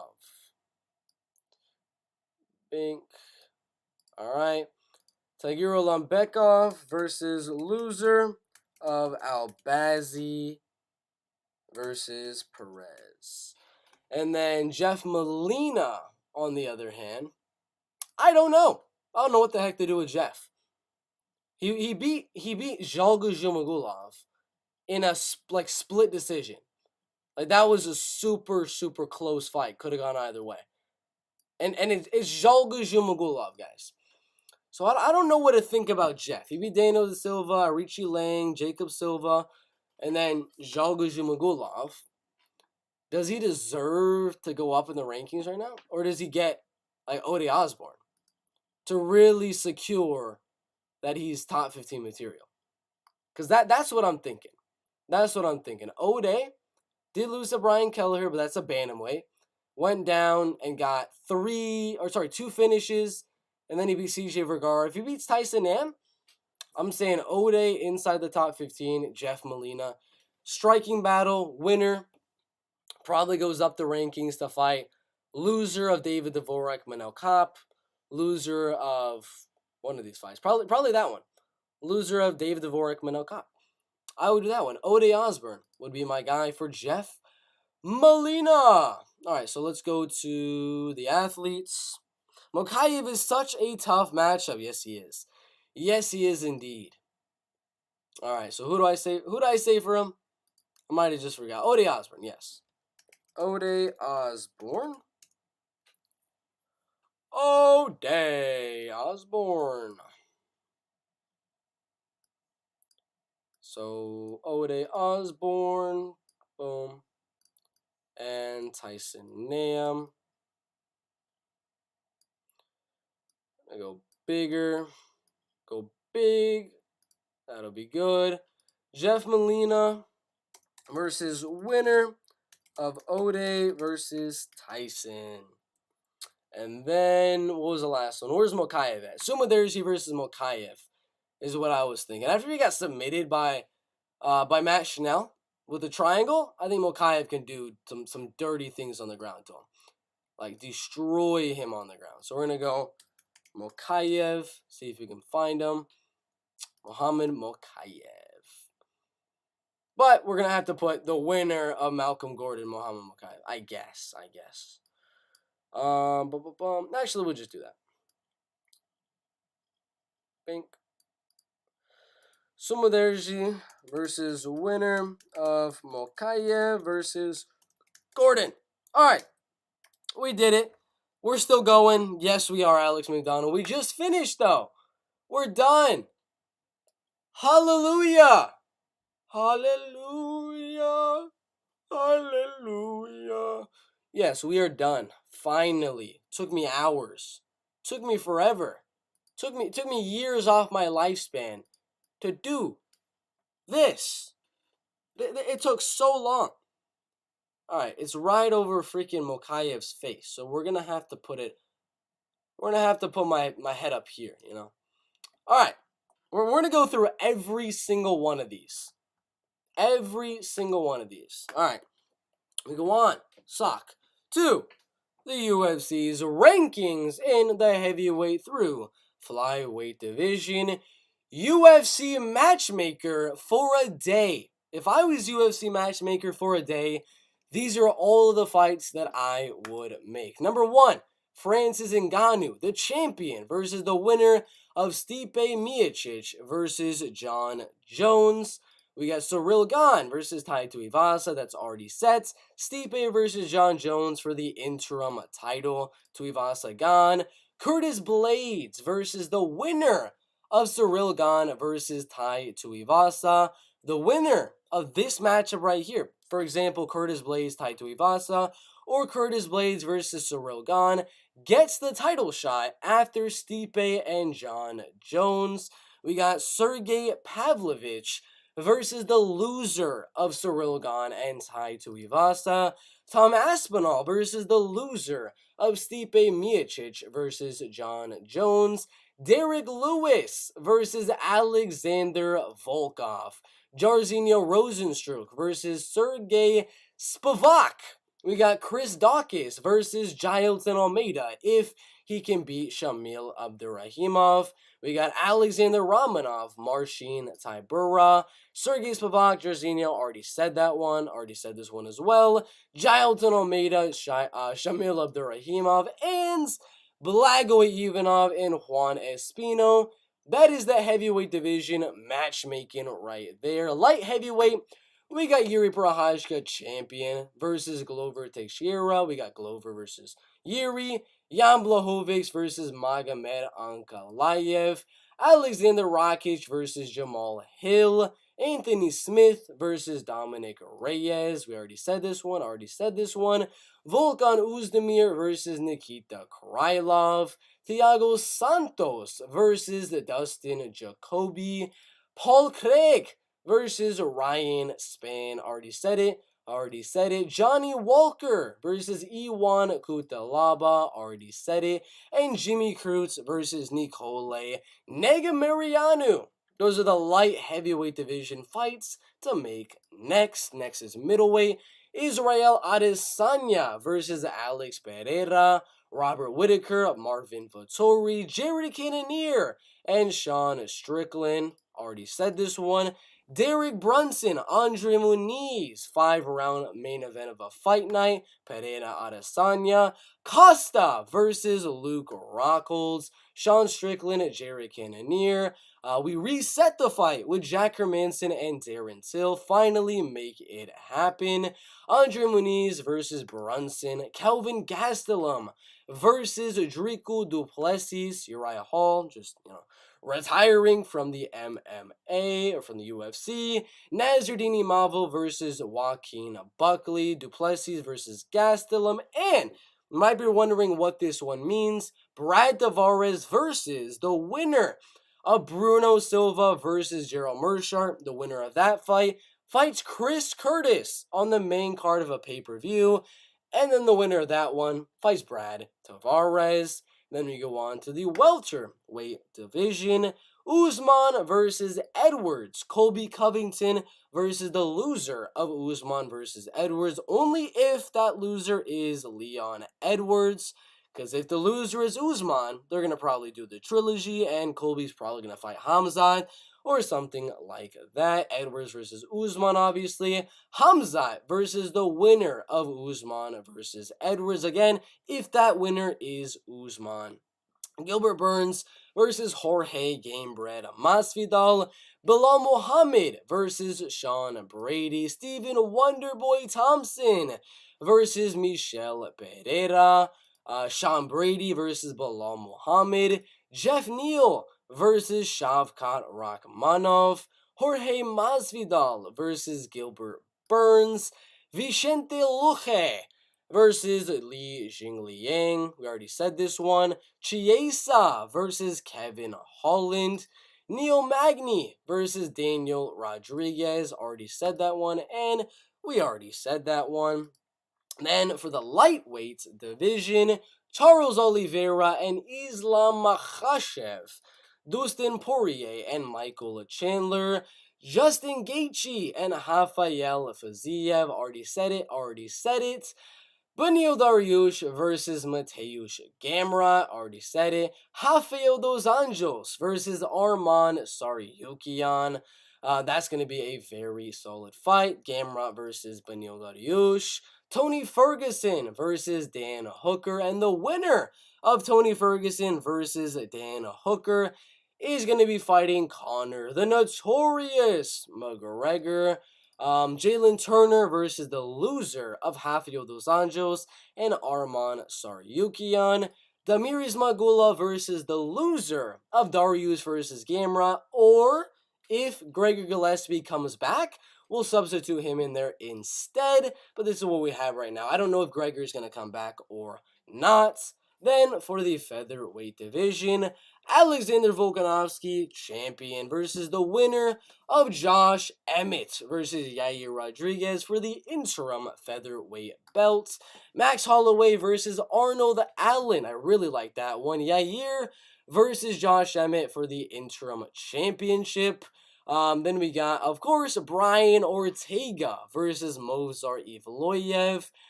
We got Calvin Kattar versus either Arnold Allen or Yair Rodriguez, only if one of those guys loses their fight. If Arnold Allen loses to Max Holloway, we do Arnold Allen versus Calvin Kattar. If Yair Rodriguez loses to Josh Emmett, we do Yair Rodriguez versus Calvin Kattar, if you understand. Then we got Chan Sung Jung versus Bryce Mitchell. Giga Chikadze versus Sodiq Yusuf. We already said this one, Evloev versus Ortega. Danny Gay versus the winner of Ilia Topuria and Edson Barboza. Already said it. Ilia Topuria, Edson Barboza. Shane Burgos versus the loser of Sodiq Yusuf and Giga Chikadze. Spelled that one incorrectly. And then, last but not least, of course, Topuria versus Barboza. Then we go on a bantamweight. Sterling, the champion, versus TJ Dillashaw. Piotr Jan versus Sean O'Malley. TJ versus Aljo. Jose Aldo versus Merab Dvalishvili. Corey Sandhagen versus Song Yadong. Marlon Vera versus Dominic Cruz. Merab Dvalishvili and Jose Aldo. Rob Font versus Ricky Simone. Dominic Cruz versus Chito Vera. Pedro Munoz versus Umar Nurmagomedov. Already said this one. Already said it. Frankie Edgar versus Dominic Cruz. If Dominic Cruz loses to Marlon Chito Vera. Sean O'Malley versus Piotr Jan. Umar versus Munoz. And Jack Shore versus Saeed Nurmagomedov. That's what we got for the bantamweight division. For flyweight, we got Davis and Figueiredo, champion versus champion, of course, we all know. That fight is, of course, what's going to happen. Alexandre Pantoja versus the winner of Figueiredo versus Moreno. Just hope there's not a draw or something stupid. Kai Kara France versus the loser of Davis and Figueiredo, Brandon Moreno. Askar Askarov versus Brandon Royval. Alex Perez versus Amir Albazi if he wins his fight this weekend. That is the fight I think should happen. Mateus Nicolau versus Matt Schnell. David Dvorak versus Manel Kopp. I really like that one. Tim Elliott versus the loser of Matt Schnell and Mateus Nicolau if that loser is going to be Matt Schnell, which I think it will be. Albazi versus Perez. You guys might like this one. Sumaderji versus the winner of course, Mohamed Mokayev and Malcolm Gordon. I think the winner is going to be, of course, Mohamed Mokayev, so we will do that one. Let's see, Manel Kopp versus David Dvorak. Jeff Molina versus the winner of Ode Osborne and Tyson Nam. And then last but not least, Tagir Ulanbekov versus the loser of Amir Albazi versus Alex Perez. If he wants to do something in the meantime, probably has to fight someone outside of the UFC rankings. But yeah, this is pretty much it. These are all the fights. I literally did 128 different matchups for the top 15 of every single division inside of the UFC. Every male division inside the UFC, we did them all. And then, of course, we did this UFC Matchmaker slide right there. But, yeah, what do y'all think about all of these matchups right here? If you agree on some of them, if you disagree, whatever, put your thoughts down below in the comment section. Jeez, that took quite a while. That took quite a damn while. I don't want to go to DraftKings. God damn. All right, let's go to the schedule. What do we got on schedule? What do we got on schedule right now? So we did matchmaking every ranked UFC fighter. Done. We're done with that. All right, we're gonna be done with that today. But we do have UFC 278. Usman. Nope, that's not the right one. That cannot be the right one. What the hell is this? Damn you. Damn you, Tapology. Usman. Bert, new picks for PFL. Umalatov and Goldtop mixed the fight. So your new picks. I got Rory McDonald's. And I'm going to go, I think it's a 50-50. Juan Adams versus Mateusz Scheffel is a 50-50. I lean Juan Adams very, very slightly to wrestle in that fight. And land the harder shot. So I got Rory McDonald and Juan Adams in that one. Bing, bing, bing, bing, boom, boom. All right, UFC. Quick pick predictions, but Bert, be honest. What do you think about Blood Diamond's striking form, low and stance? Not very good. Not that good of a striker. He's okay. He's got some power. Not going to be a UFC champion. Probably going to get cut from the UFC. All right, we go on to the UFC's welterweight division. UFC 278, Usman versus Edwards 2 in the welterweight division. Quick pick predictions for every single one of these fights. Number one, Miranda Maverick and Shayna Young in the flyweight division. I think Miranda goes out there and dominates this fight on top of Shayna Young, and she gets that ground and pound TKO or the rear naked choke submission win in round number 2.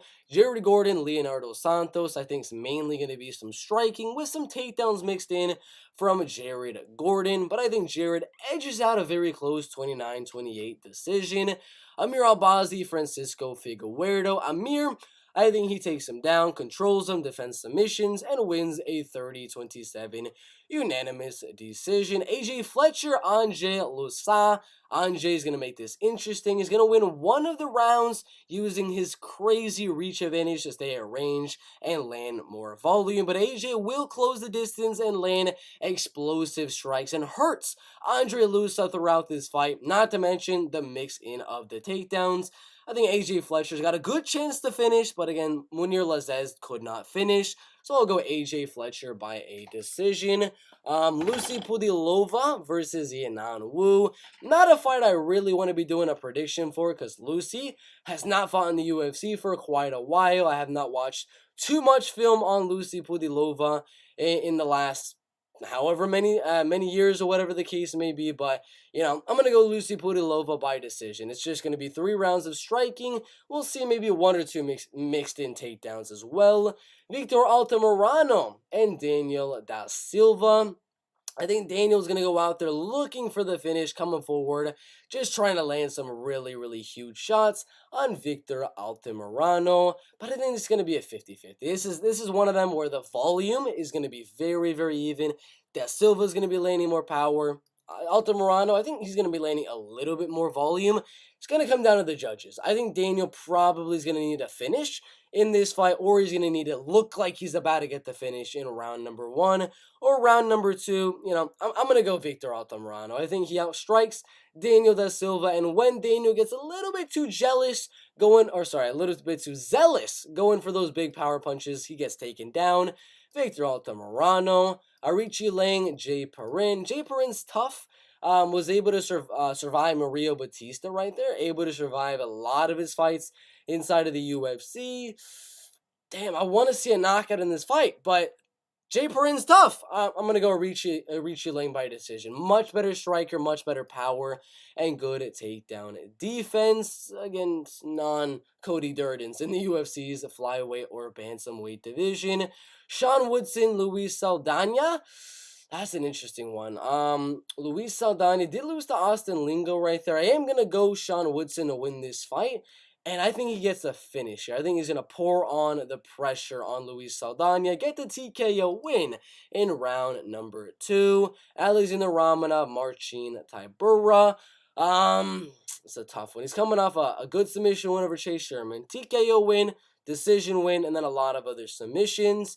Marcin, decision loss, and then a lot of other TKO wins and unanimous decisions.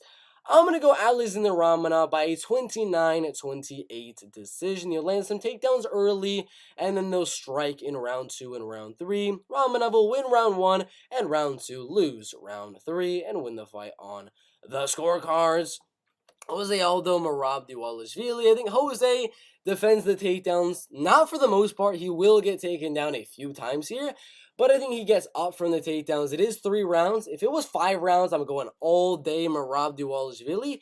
But it's 3 rounds, so I think Jose will be able to defend. For the most part, he still will get taken down a few times and land the much more powerful shots and much more effective shots on Merab Dvalishvili. We saw what happened when Marlon Moraes landed on the chin of Merab. He got hurt. Jose Aldo's going to land on that chin, and he's going to hurt Merab. Not knock him out, but he's going to hurt him. Jose Aldo with a 29-28 split decision. I got Tyson Pedro by knockout. Simple as that. Paulo Costa, I got him winning the fight by TKO. I think he'll defend whatever takedowns come from Luke Rocco. Luke will be looking to kick him at range, land the body kicks, land the front kicks, and things like that. The head kicks. Stay in range from the power of Paulo, but Paulo will eventually close that distance and knock out Luke Rockholds. And then the main event, Usman versus Edwards. I think Usman outboxes Leon, lands more punches, but Leon will land more kicks.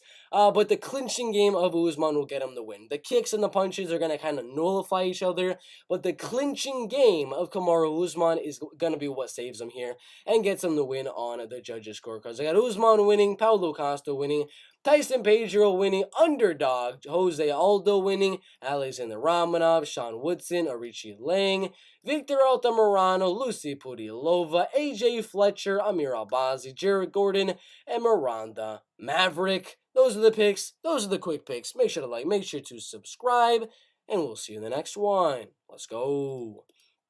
All right, quick pick predictions is done. Yeah. All right, MMA news. Let's see what we got today.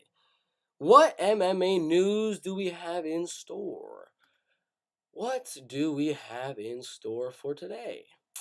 Molly McCann, Aaron Blanchfield. So we go on to the flyweight division. Molly McCann and Aaron Blanchfield sets for UFC 281 on November 12th. That is the card Dana White was talking about getting Paddy the Baddy Pimblett on with Molly McCann after his win over Jordan Levin. Now that Molly McCann is on the card, it only makes you think Paddy the Baddy might also be on this card, on the main card of the pay-per-view.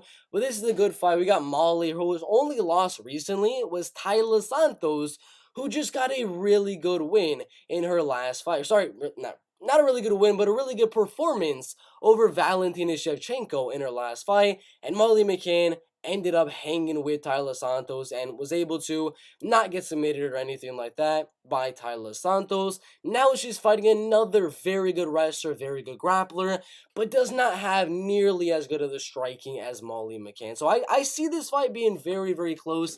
Aaron's going to be looking to take the fight down. Molly is going to be looking to defend the takedowns and land some really big shots on the feet. But what do y'all think? Molly McCann or Aaron Blanchfield? After that one, White Munoz option. Rematch was not an option. Convicted of escort murder. Okay. Interesting. Ferreira will take on Usman Nurmagomedov. Patricky Pitbull will be taking on Usman Nurmagomedov, one of the greatest fighters in Bellator history's brother. Patricky Pitbull is taking on Khabib Nurmagomedov's cousin with the greatest name I have ever heard of, Usman Nurmagomedov. Usman is the #1 contender in the Bellator's lightweight division, just finishing pretty much everyone in that lightweight division, and now he's fighting one of the best Bellator fighters of all time's brother to become the Bellator champion. This is going to be good. I think Usman's going to win in dominant fashion. What do y'all think? Usman Nurmagomedov, the greatest name of all time, or Patricky Freire? After that one, Marlon Vera alleges fat blank Piotr Yang rejected August 13th fight. After that one, we go on to the UFC's bantamweight division. Marlon Vera alleges fat, you can read it, Piotr Yan rejected the fight on August 13th in a 5-round main event between Marlon Chito Vera and Piotr Yan. Marlon Vera got rejected by Piotr Yan. Allegedly, it's not 100% sure that that was the case, but that is what Marlon Vera is saying, that Piotr Yan did not want the smoke and instead wanted an easy money fight with Sugar Sean O'Malley, a guy way, way lower in the rankings, to get Yan some easy money. I mean, he could make it easy money, but Sean O'Malley still has a shot to win that fight. But what do y'all think?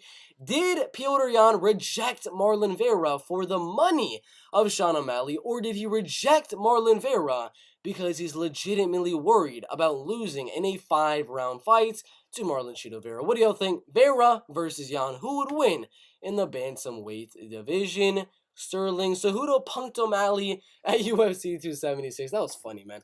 That was so funny to watch. We go on to the light heavyweight division. Glover Teixeira and Yuri Prochazka 2 agreed for UFC 282 on December 10th. It's not 100% official, but it is looking like it's about to happen at UFC 282. Not in the main event. We'll get to that later on in the video. But it will not be the main event. It will be the co-main events for UFC 282. The rematch of the greatest fight of 2022, and in my opinion, the greatest light heavyweight fight of all time. I can't wait for the fight. I think Yuri Prochazka wins the rematch. I had Glover Teixeira winning the first fight, but he got really tired in that first fight. The body shots were starting to affect him, so I'm going to go Yuri in the rematch. What do y'all think? Yuri or Glover Teixeira in the rematch right there? Alvi, UFC doing everything to boost fighter pay. Neil explains why Rakhmonov call out irritated him. Why? Who does he want to fight in a welterweight division? Neil explains why Shavkat Rakhmonov call out irritated him after his win over Vicente Luque. I'm available. Hands of Steel Neil. What do you think, Gilbert the Reno Burns? This is what Shavkat Rakhmonov said. He says, Javnil said he wanted Gilbert Burns, but Shavkat Rakhmonov wants to fight Jeff Neal right there. But Neal names what would determine fight versus Rakhmonov. I mean, I've watched the Magny fight, and I've also watched him beat Carlston Harris. Neal noted. He's solid. He's a tough dude. He's big, he's tall, he's long, he's solid striking, and he's a good wrestler. So that'll be an interesting matchup. Really, cardio is going to be the deciding factor if me and him ever fight. I got to outpace him. I got to outlast him. If he grabs me, I got to be able to get out of his takedown attempts and just keep the fight where I'm good at, Neal concluded. So what do y'all think? Do you think Neil versus Shavkat Rakhmonov happens in the future, or do you think maybe Shavkat's going to get another guy to not accept this call out and you'll never get a fight? What do y'all think about this in the welterweight division? After that, Ron the Maverick says Molly McCann doesn't deserve the hype from the UFC. White names UFC fighter who can, I think that's it. We go on. I'm just kidding. That's about it. Yeah, I think that's pretty much it. Last thing to look at is not on the actual MMA website, but I've seen many things like pointing towards this, is that Stipe Miocic versus John Jones is going to be that main event for UFC 282. You saw Prochazka Teixeira too get announced that it's most likely going to be the co-main events for UFC 282. Well, the reason being is that the main event most likely is going to be John Jones and Stipe Miocic. They're looking at making that fight official as of right now. What do y'all think about that fight? What do you guys think about Prochazka Teixeira 2? We got Neil. I mean, I don't know if he's not accepting the fight with Shavkat Rakhmonov, but he was kind of explaining how the fight would go down. What do y'all think about Rakhmonov and Jeff Neal? What do you think about the crazy light heavyweight and heavyweight fights added, or potentially to be added to UFC 282? Patricky Pitbull versus Usman Nurmagomedov for the Bellator lightweight belt. Marlon Vera alleges Piotr Jan rejecting him to fight on August 13th. And then, last but not least, Molly McCann versus Erin Blanchfield sets for UFC 281. What do y'all think about today's MMA news? Make sure to like, make sure to subscribe, and we'll see you in the next one. Alright, let's read the comments really quick. Blanchfield, future champion. I disagree. Brady or Bilal? I got Brady. I'm on the toilet right now, and it's really runny right now. God damn! What the hell? Jesus. Alright. Thank you guys for watching the live stream. I gotta post these ones. We've been on for a while. We've been on for 3 hours and 26 minutes. So thank you.